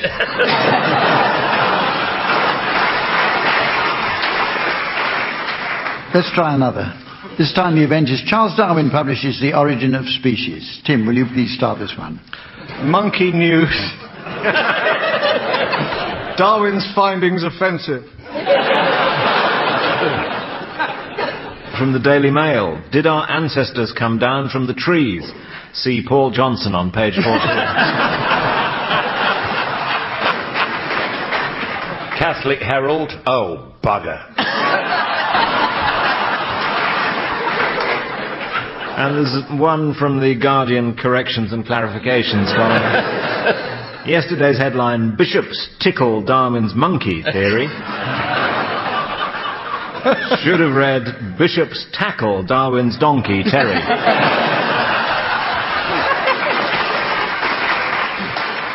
The teams are going to sing along with some records now in pickup song. Samantha kindly took all 4 team members down into the gramophone archive earlier to help choose their songs. It's quite cramped down there, but she managed to squeeze them in 2 abreast.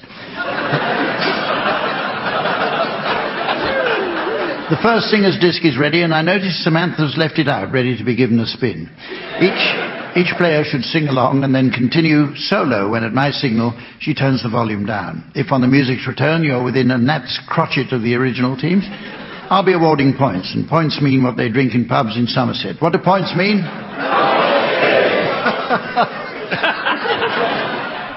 This week's prize is just the thing to clear those annoying balls of fluff that so often accumulate in the belly button.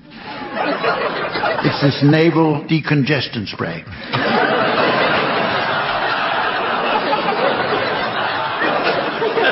Okay, Barry, you're going to start, and I'd like you to accompany Frank Sinatra singing You Make Me Feel So... Okay, it's your turn now, Tim. Would you please accompany the Monkees singing... Okay, it's you now, Graham. Would you please accompany Mandy Miller singing Nellie the Elephant? Was her name one dark night she slipped her iron chain and off she ran to Hindustan and was never seen again. 1, 2, 3, 4. 1, 2, 3, oh. Nellie the elephant packed a trunk and said goodbye to the circus. Goodbye. Off she went with a trumpety trump, trump, trump, trump.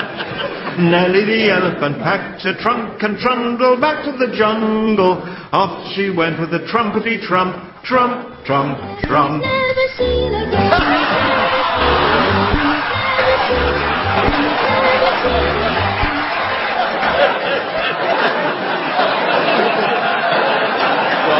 The record stop.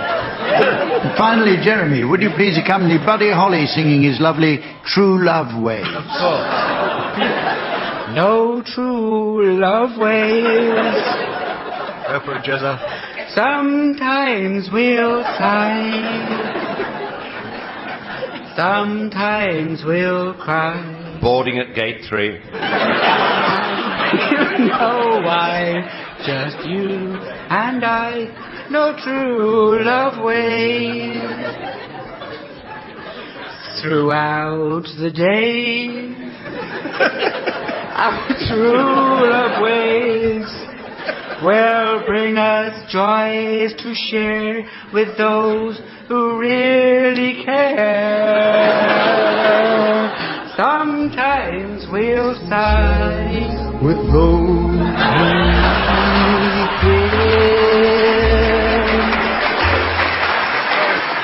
OK, let's try something else.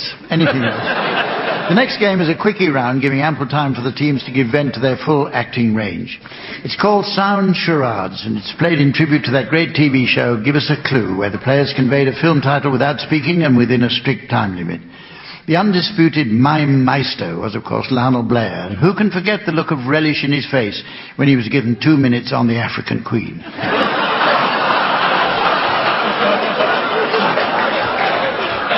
In the original game, the players weren't allowed to speak. However, we found that didn't work at all well on radio, and so we've allowed the teams to speak. And then we found that this didn't work at all well. Never mind, Barry and Graham, you're going to start, please, and your title will shortly be displayed to the audience via laser display. For listeners at home, here's the mystery voice. The Grinch. The Grinch. This is a film. It is. 2 words. 2 words. Off we go. There we go. Hamish! Yeah, Dougal. You'll have had your tea. Well, as a matter of fact, oh no, I see you're having a meal, your festive lunch there. Yes. Pull up a kilt and sit down. Oh, thank you. Oh, my word, what a magnificent bird. Thank you. But it's not a turkey, is it? Oh, no, it's not a turkey. Pheasant? No, it's no a pheasant. McNugget? No. No. This is unique.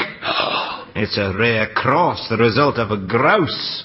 A grouse, mark you, mating with a wee finch.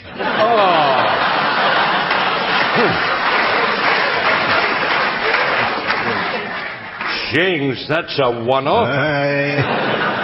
That's just what the finch said.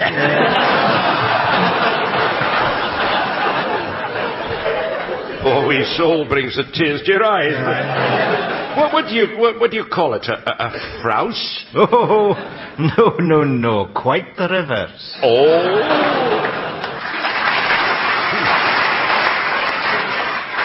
Last Tango in Paris. Oh, so close.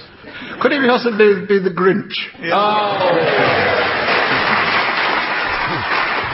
Right, your turn, Tim and Jeremy. Your title's now being exhibited on the laser display board, and here again is the mystery voice for listeners at home. The Sopranos.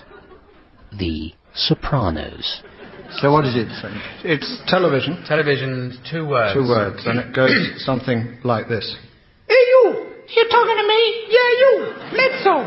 Nobody calls me Mezzo. What do they call you? Shorty. Okay, Shorty. I got a job for you. What kind of job? Saturday morning. It's a wedding. You sure it's a wedding? I don't want no funeral. Ain't gonna be no funeral. What if someone sings? You're supposed to sing like a canary. I ain't no canary. Listen, you gotta sing "Oh for the Wings of a Dove." You with me. No, I ain't with you, you. The end of our careers.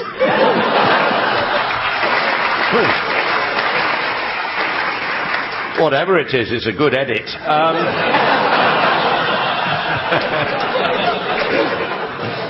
Sopranos. Sopranos.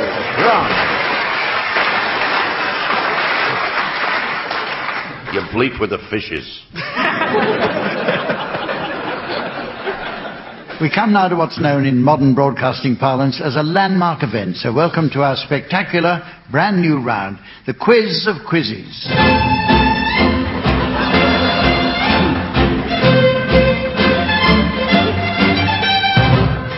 Right, fingers on buzzers, teams. How many legs have donkeys? Hang on, somebody at the door.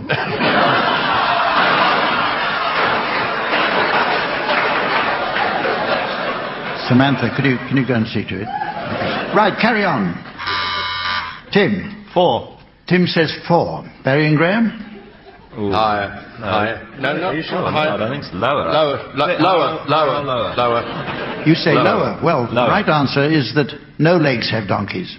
So you were right to go lower. And Tim gets 10 points.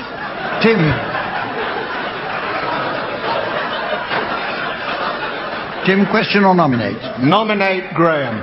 No, the right answer is nominate Barry. You lose 10 points. Barry, what's the first letter of the word aardvark? Is it A, B, C, or D? Can I go 50-50, Humph? All right. Computer, take away one wrong answer and one right answer.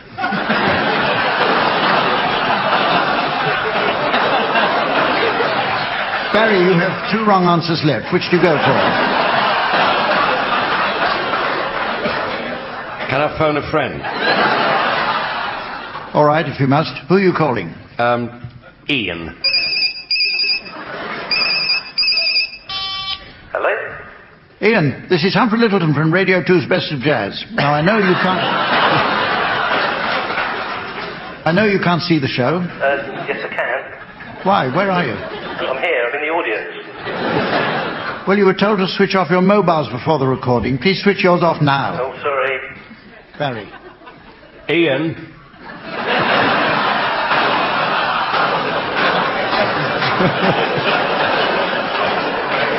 Ian, what's the first...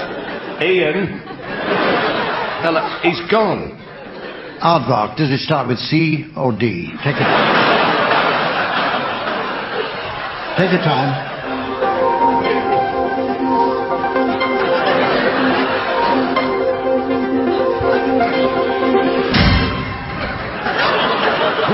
I'll ask the audience. Go on then.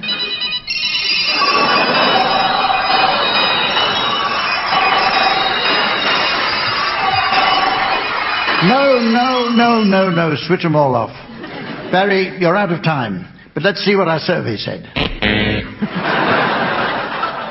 Jeremy, your turn. Can I have 1 off the top row and 5 little ones, please? Okay. There you are. That's 1 Dundee cake and 5 macaroons. And your target is... Toad in the hole.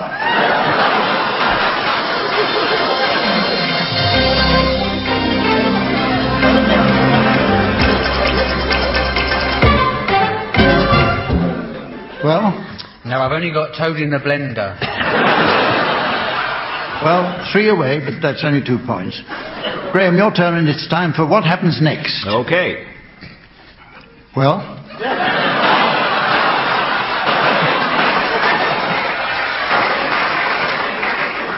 Well, what? What happens next? I don't know. I've never played this before. Have a guess. Okay, well, what's supposed to happen next? The What Happens Next round. Well, what happens in that? I'm asking you. Well, I don't know. I mean, I've never heard this before. I mean, I come here in all good faith. I don't know what's supposed to happen. I'm not sure what's been going on so far anyway. I've no idea. And Graham was talking when the whistle went. So you lose 10 points. Well, teams, at the end of that round, you've banked a miserable 72p out of a possible £10,000. Who is letting you down? It's time to vote. for who you think is the weakest link. Anne Robinson. Anne Robinson. Anne Robinson. I'd have to say Anne Robinson as well. Tim, why Anne Robinson? Exactly.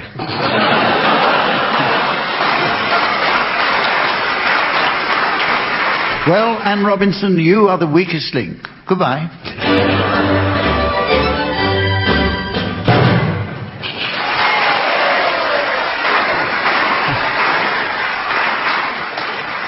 We have a musical round next called Musical Families. It's quite remarkable how many singing acts involve members of a family. We think of the Everly Brothers, the Nolan sisters, the Osmonds. Coincidentally, pianist Colin Sell was once mistaken for a member of the Partridge Family. It took him nearly 3 weeks to pick the lead shot out of his back.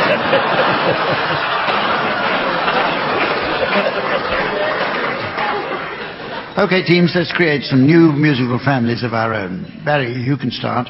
I'd like you to sing Rod Stewart's song Sailing in the style of Rod's distant relative, the actor James Stewart.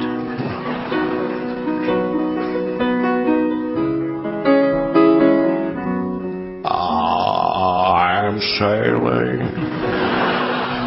I'm sailing. Still looking for that sound. Home again. Across the sea.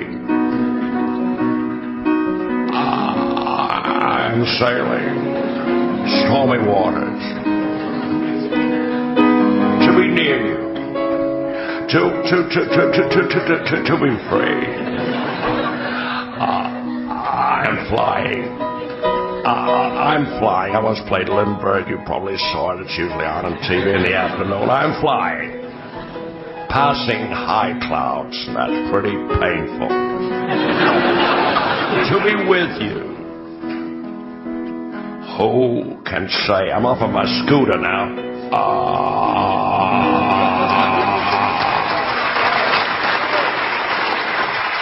Jeremy, now, I'd like you to sing Tom Jones's big hit Kiss in the style of his little Welsh nephew, Aled.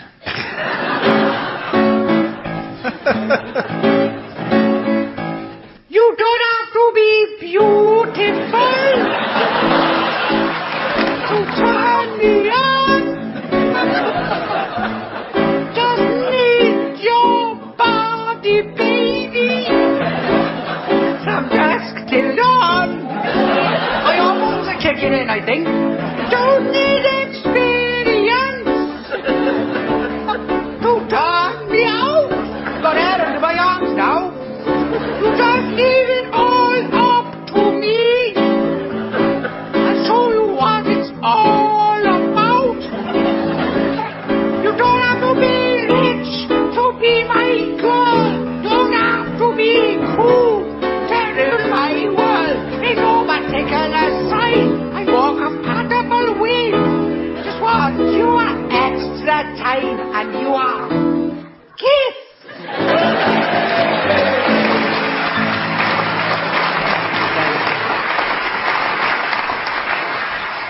Graham, I'd like you to sing Louis Armstrong's It's a Wonderful World in the style of his cousin several times removed, the astronaut Neil Armstrong.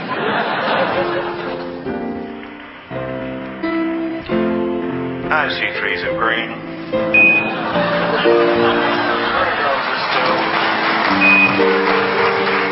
I see them blossom for me and for you. And I think to myself, what a wonderful moon. Copy, Houston.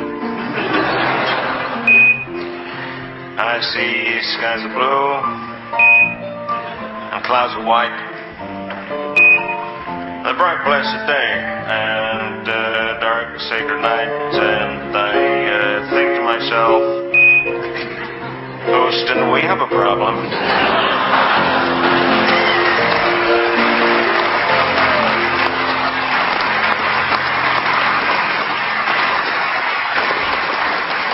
And finally, Tim, I'd like you to sing Queen's We Are the Champions in the style of Her Majesty the Queen. We've paid our dues time after time.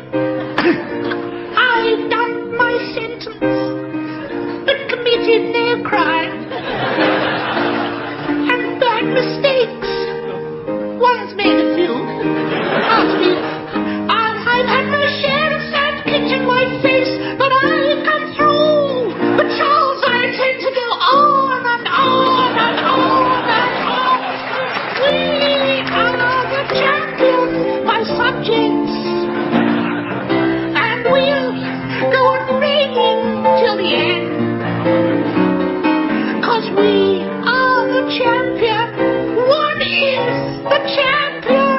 No time for losers. That's you, Fergie. 'Cause we are the champion of the Commonwealth. Philip, don't do that, please. No, not now, please. Don't.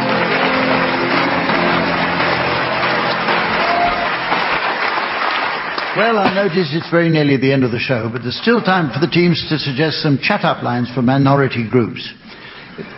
So, teams, your suggestions, please, of chat-up lines that might suit dogs, where they're able to speak. Fancy a bit of rough? I promise I won't ask you to do anything I can't do myself.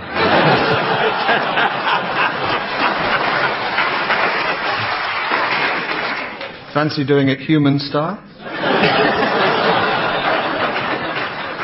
Since you ask, I am a pointer, but I'm pleased to see you as well.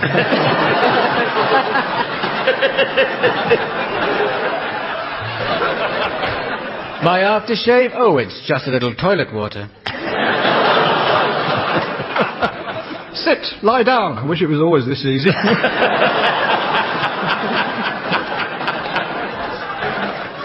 I know a great place to eat. Honestly, it's the dog's bollocks.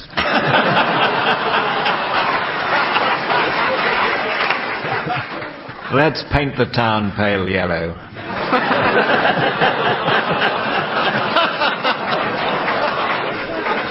Fetch your stick you've pulled. And so, ladies and gentlemen, as the plastic cup of time fails to emerge from the vending machine of destiny, and the scalding coffee substitute of fate splashes onto the unsuspecting crotch of eternity, I notice it's the end of the show, and indeed the series.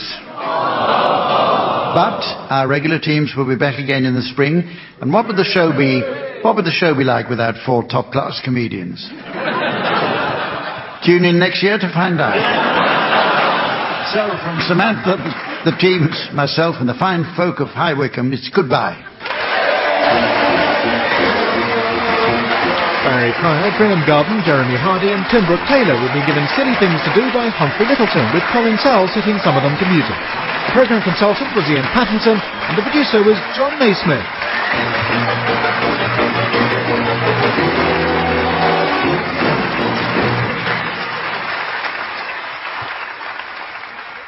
Now BBC Radio 4, another in our series of classic editions of I'm Sorry I Haven't a Clue, broadcast in memory of the programme's much-loved host, Humphrey Lyttelton. This show was recorded at the Theatre Royal in Winchester on the 20th of October, 2003.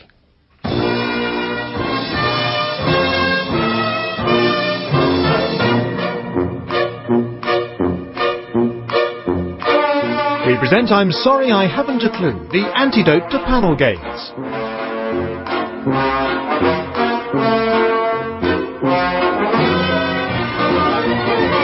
At the piano is Colin Sell, and your chairman is Humphrey Lyttelton.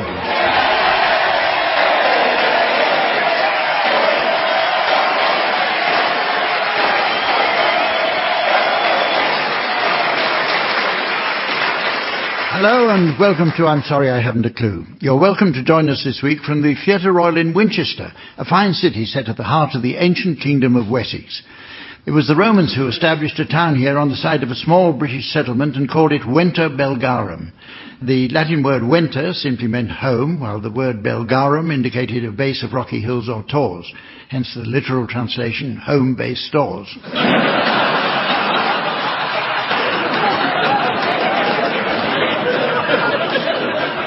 With the withdrawal of the Romans, the town went into decline until revived as a Saxon stronghold to fend off the Vikings. Much of England to the northwest was terrorised by invading Danes, who forced the native populace to endure such hardships as pillage, slavery, torture and bacon slices pumped full of water.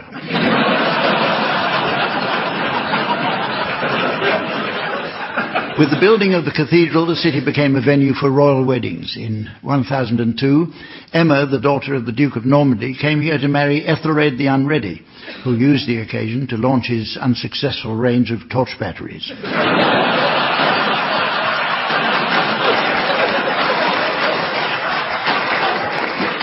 In 1554, the Archbishop of Canterbury came here and married Queen Mary and King Philip of Spain, and was subsequently excommunicated for committing bigamy. The cathedral is today a major attraction and houses the 12th century Winchester Bible, which is beautifully illuminated. This Christmas they're hoping to get Ainsley Harriott to switch it on.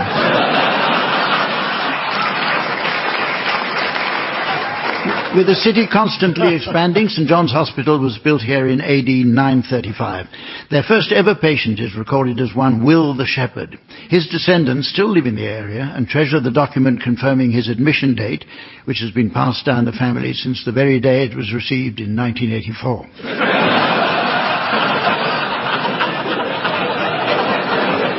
St John's is believed to be the oldest medieval hospital in Britain. The NHS recently began a modernisation programme to bring all their others up to this standard.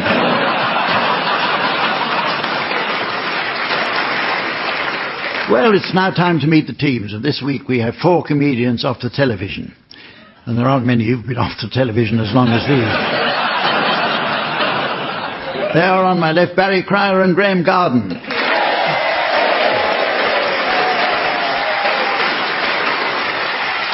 And on my right, Tim Brooke-Taylor and Sandy Toxvig.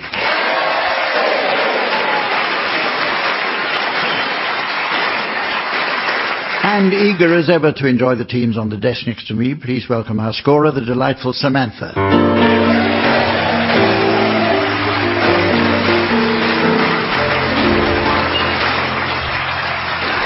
Okay, we kick off with a round that's all about sequels to famous movies. The sequel is a well-known device designed to build upon the qualities of an established formula, and this was even tried with a once popular Wiley show called I'm Sorry, I'll Read That Again. I can't begin to list all the truly great qualities of the sequel. And believe me, I've tried. Rarely does the second version live up to the standard set by the original, so teams, I'd like you please to reverse the trend by suggesting titles of more exciting and expensive versions of the originals. Barry, you can start. Death of a Sales Force. Graham? 2 Flew Over the Cuckoo's Nest. Tim? Louisa May Alcott's Big, Big Women. Just a dream I had. Sandy? 39 steps with deluxe Stanner stairlift. Conan the Aesthete.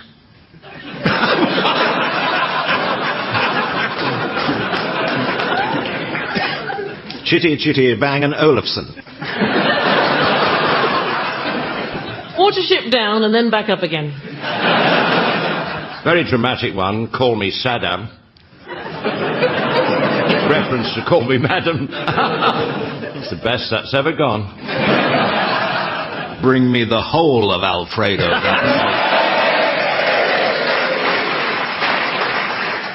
Dickens' completely unrealistic expectations. Harry Potter and Sharon Stone. 12 Calm Women. A whole sixpence. That's sweet. Conan the Governor. Generous Anik, as opposed to tight Anik.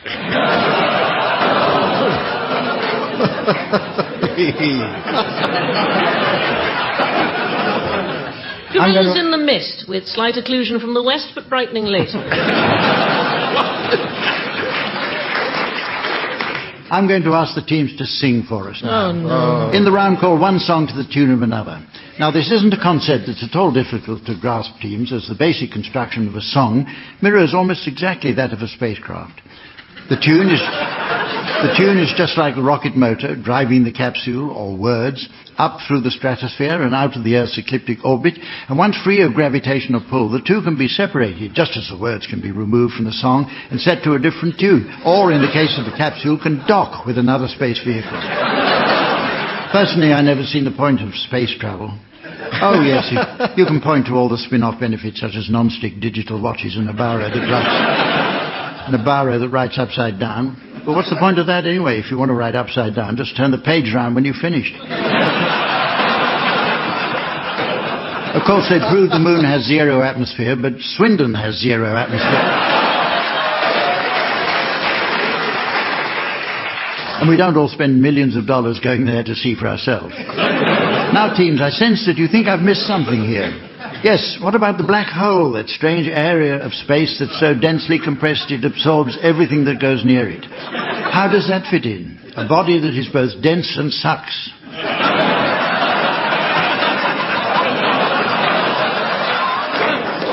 At the piano we have Colin Sell. Okay, we'll start with you, Barry. Would you please sing the words of Mac the Knife to the tune of Land of Hope and Glory?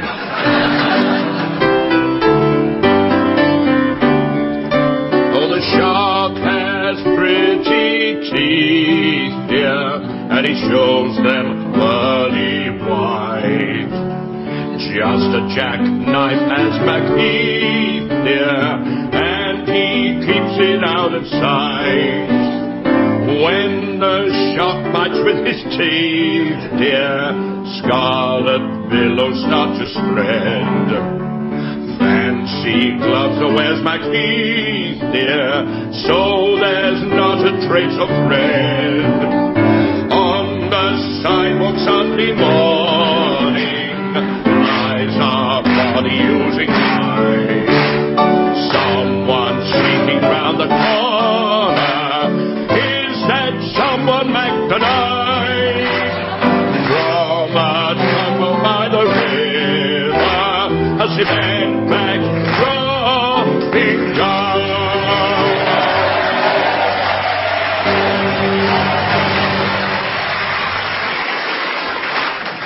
You now, Sandy, would you please... I'm going to say that again and sound less eager. Would you...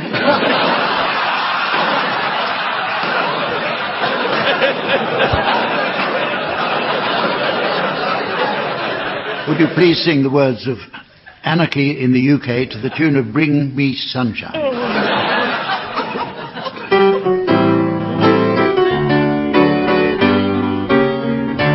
I'm an antichrist. I'm an anarchist.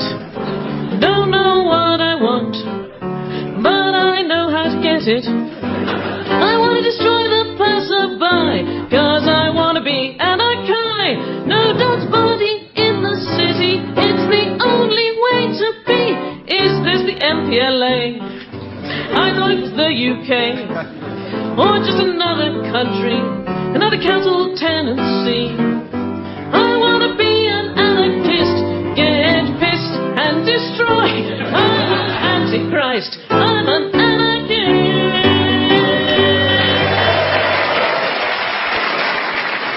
Your turn, Tim, and I want you to sing the words of the Red Flag to the tune of Mr. Sandman.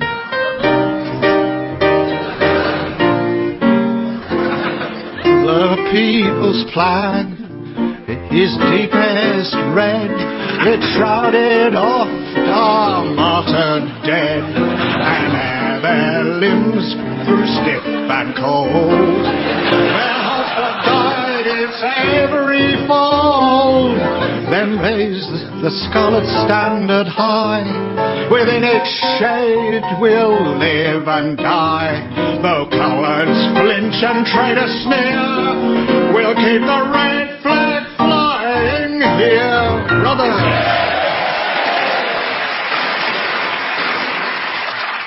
And I'm so overcome by these two words that I very often can't say them at all. And finally... And finally, Graham, I'd like you to sing the words of How Much Is That Doggy in the Window to the tune of Bob Dylan's Blowing in the Wind.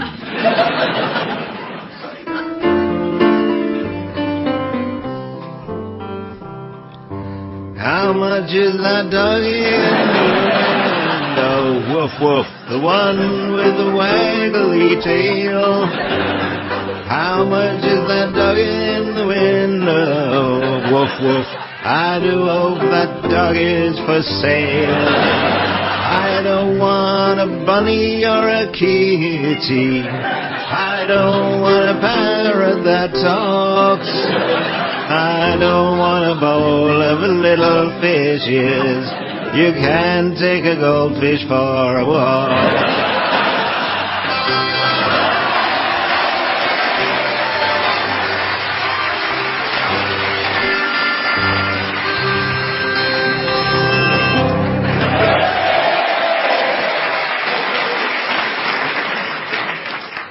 Sheer pleasure. That's 3 across done.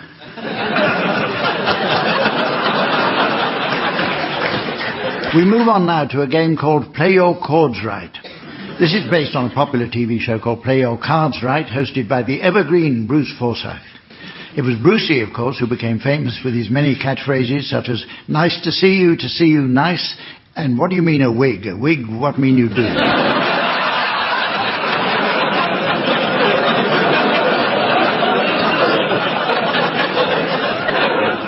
In Play Your Chords Right, Colin Sell will play the first note of a certain piece of classical music, and the team's task will be to judge whether the next note is higher or lower. The team guessing correctly will get to answer a question about Winchester College. We've chosen that subject as not only are we in Winchester this week, but also the school was attended by our very own Tim Brooke-Taylor. And another Winchester schoolboy who famously sported a Union Jack waistcoat was Sir Oswald Mosley. However, Mosley was suspended for growing a small bristly moustache, clearly copying his hero, that notorious fascist, the school matron.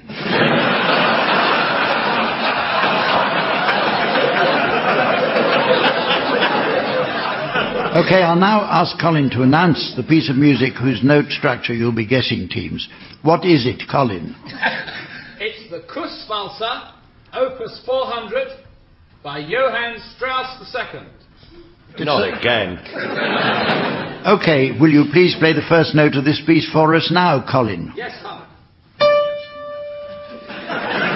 Okay, we'll start with you, Barry and Graham. Is the next note higher or lower than the first? Higher. Higher.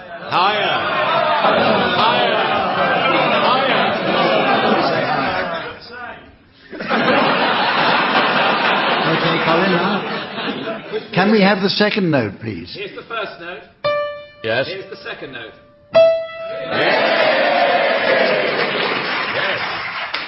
Okay, the first question. Under what circumstances might one Winchester schoolboy remark to another, that spree sweater is lobbing because I've jockeyed his suction?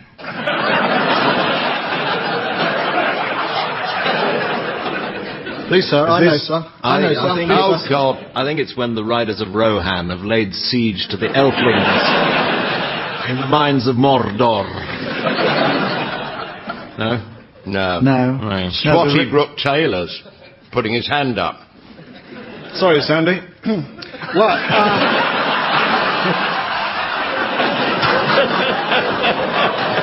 What's sad is you didn't notice.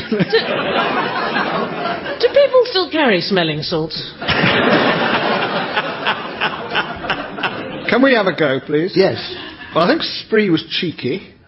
Sweater, man in sweat, so he's a fag. He's lobbing, he's crying, because I've stolen, which is jockeying his sweets. Is that right? It is pretty well, yes. Confiscated's the word here. That cheeky fag Yes, is this is a crying sad because story. I've confiscated True. his sweets. I don't know what your parents paid for that school, but it was worth every penny.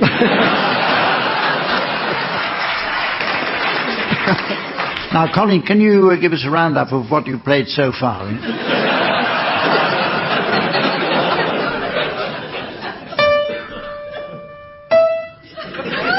Tim and Sandy, I want you to now guess whether the next note is higher or lower. What do you think? It's lower. Lower, Humph. Colin, lower or higher? This is the sequence so far.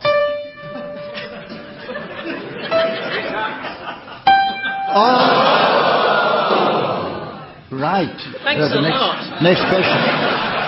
Next question is for you, Barry and Graham. Under what circumstances might a Winchester schoolboy say, "Pass the Bibling rods, there's a tunding on top of Hall"? Well, he's pissed, obviously. I think you'll find Tun Ding was the school Sherpa, wasn't he?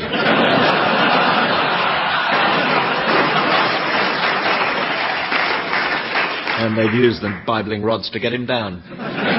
Well, I've got here, this meant that a flogging was about to be administered by the prefect of Hall on the dais in the dining hall in front of the entire school. A tunding could be from 12 to 50 strokes administered with Bibling rods, beech-handled rods comprising 4 apple twigs, each 5 feet in length. Gosh, it's gone soft since I was there. Colin, give us a round-up of what you've played so far. Tim and Sandy, have a go. Higher or lower? There, lower. Lower. We say lower. All right.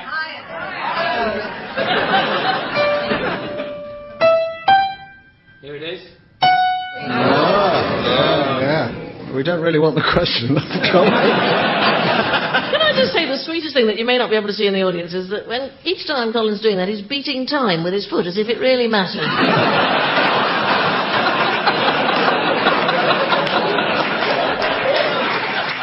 Okay, Tim and Sandy, what's the answer? What's the question? What was the question?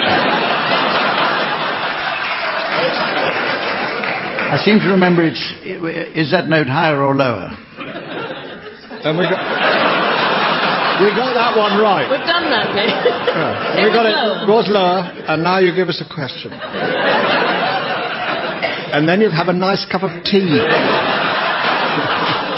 Next question coming up, Tim and Sandy. How might sporting an erection in the chamber afford a Winchester boy a little more privacy? Anybody got the answer to that? Anybody? Sandy. Well, it would keep the other boys at least 7 inches further away. Absolutely right. Thank you very much. According to the Book of Winchester slang, to sport an erection meant to place a light bookshelf on the outside edge of one's slab, thus partly shutting off oneself from the rest of the chamber. What a load of codswallop. Now... So what did you say at Eton, then? I can't remember. Good night, nurse. I was only there for one afternoon.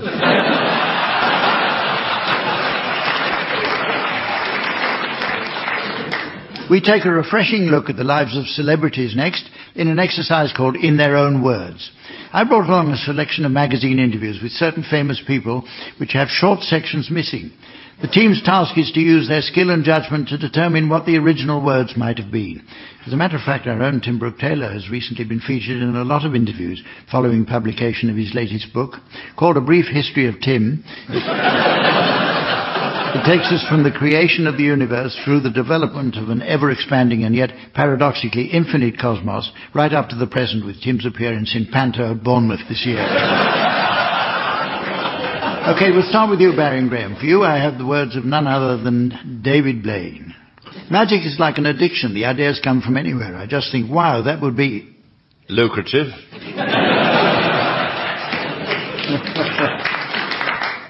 He said, cool.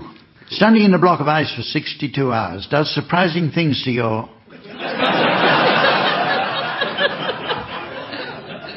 to your sense of proportion.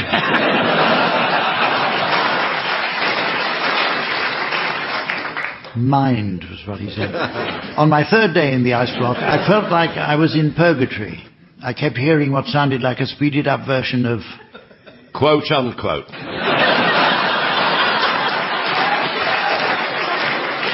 Well, he put it this way, the Munchkin song from The Wizard of Oz. I've known Uri Geller for years. He and Michael Jackson are the two...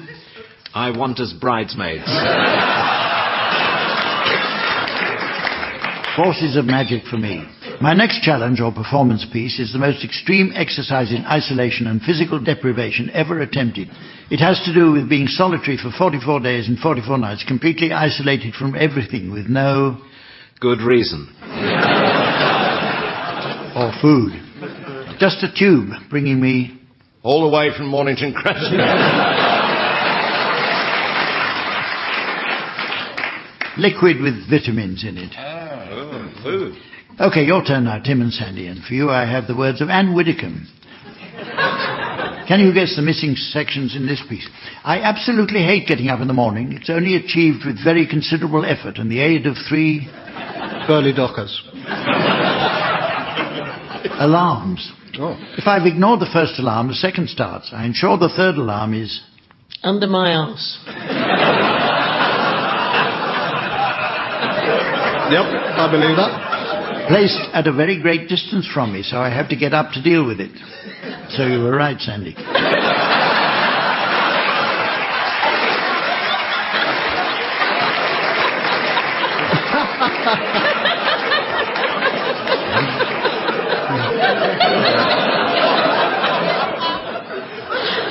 I tend to miss the first bit of the Today programme, but I listen to the second from the... Shaving mirror.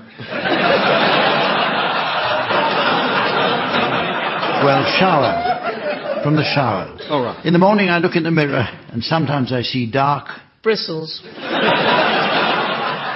patches under my eyes. I wash my face with soap and water. I only use moisturiser if I remember, and I wash my hair. I've got this picture in front of me.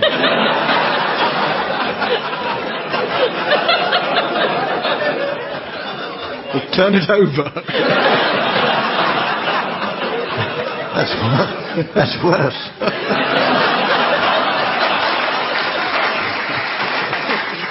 Each morning I'll spray myself with my favourite cat.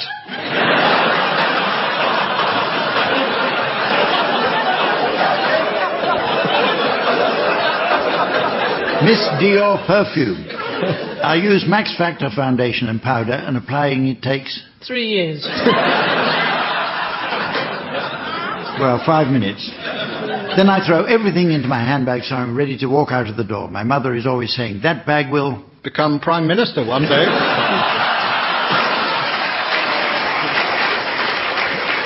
Put your shoulder out. I've always had fabulous legs. I still do, although I never see them. Wax them. I'm happy single. I don't need sex in my life. I can do quite happily without it. I would need a lot of persuading to start. Oh, go on then.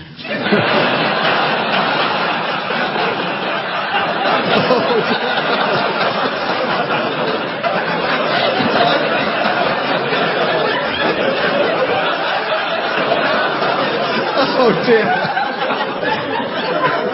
Fiddling around. I mustn't laugh at that. Fiddling around.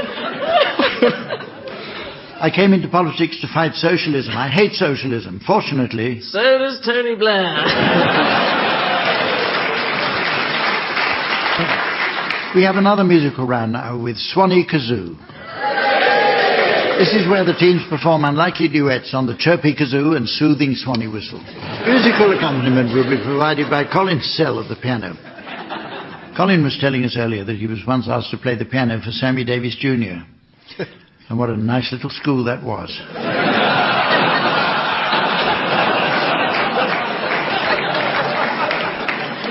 OK, we'll start with you, Tim and Sandy. I'd like you to provide a rendition of Let's Call the Whole Thing Off, to feature Sandy Toksvig on kazoo and Tim Brooke-Taylor on the Swanee whistle.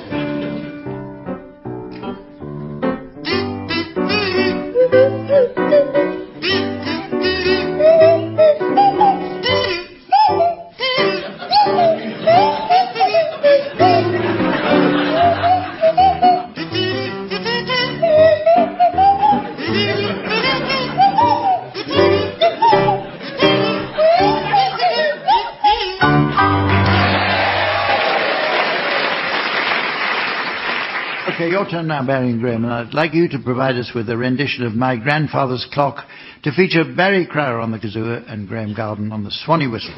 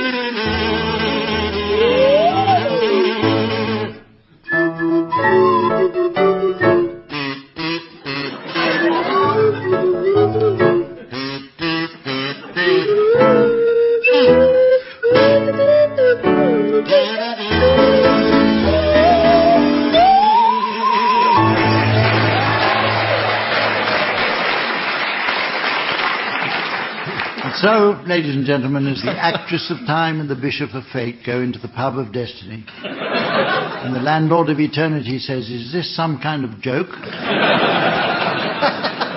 I notice it's the end of the show, so from the team, Samantha, myself, and the fine folk of Winchester, it's goodbye.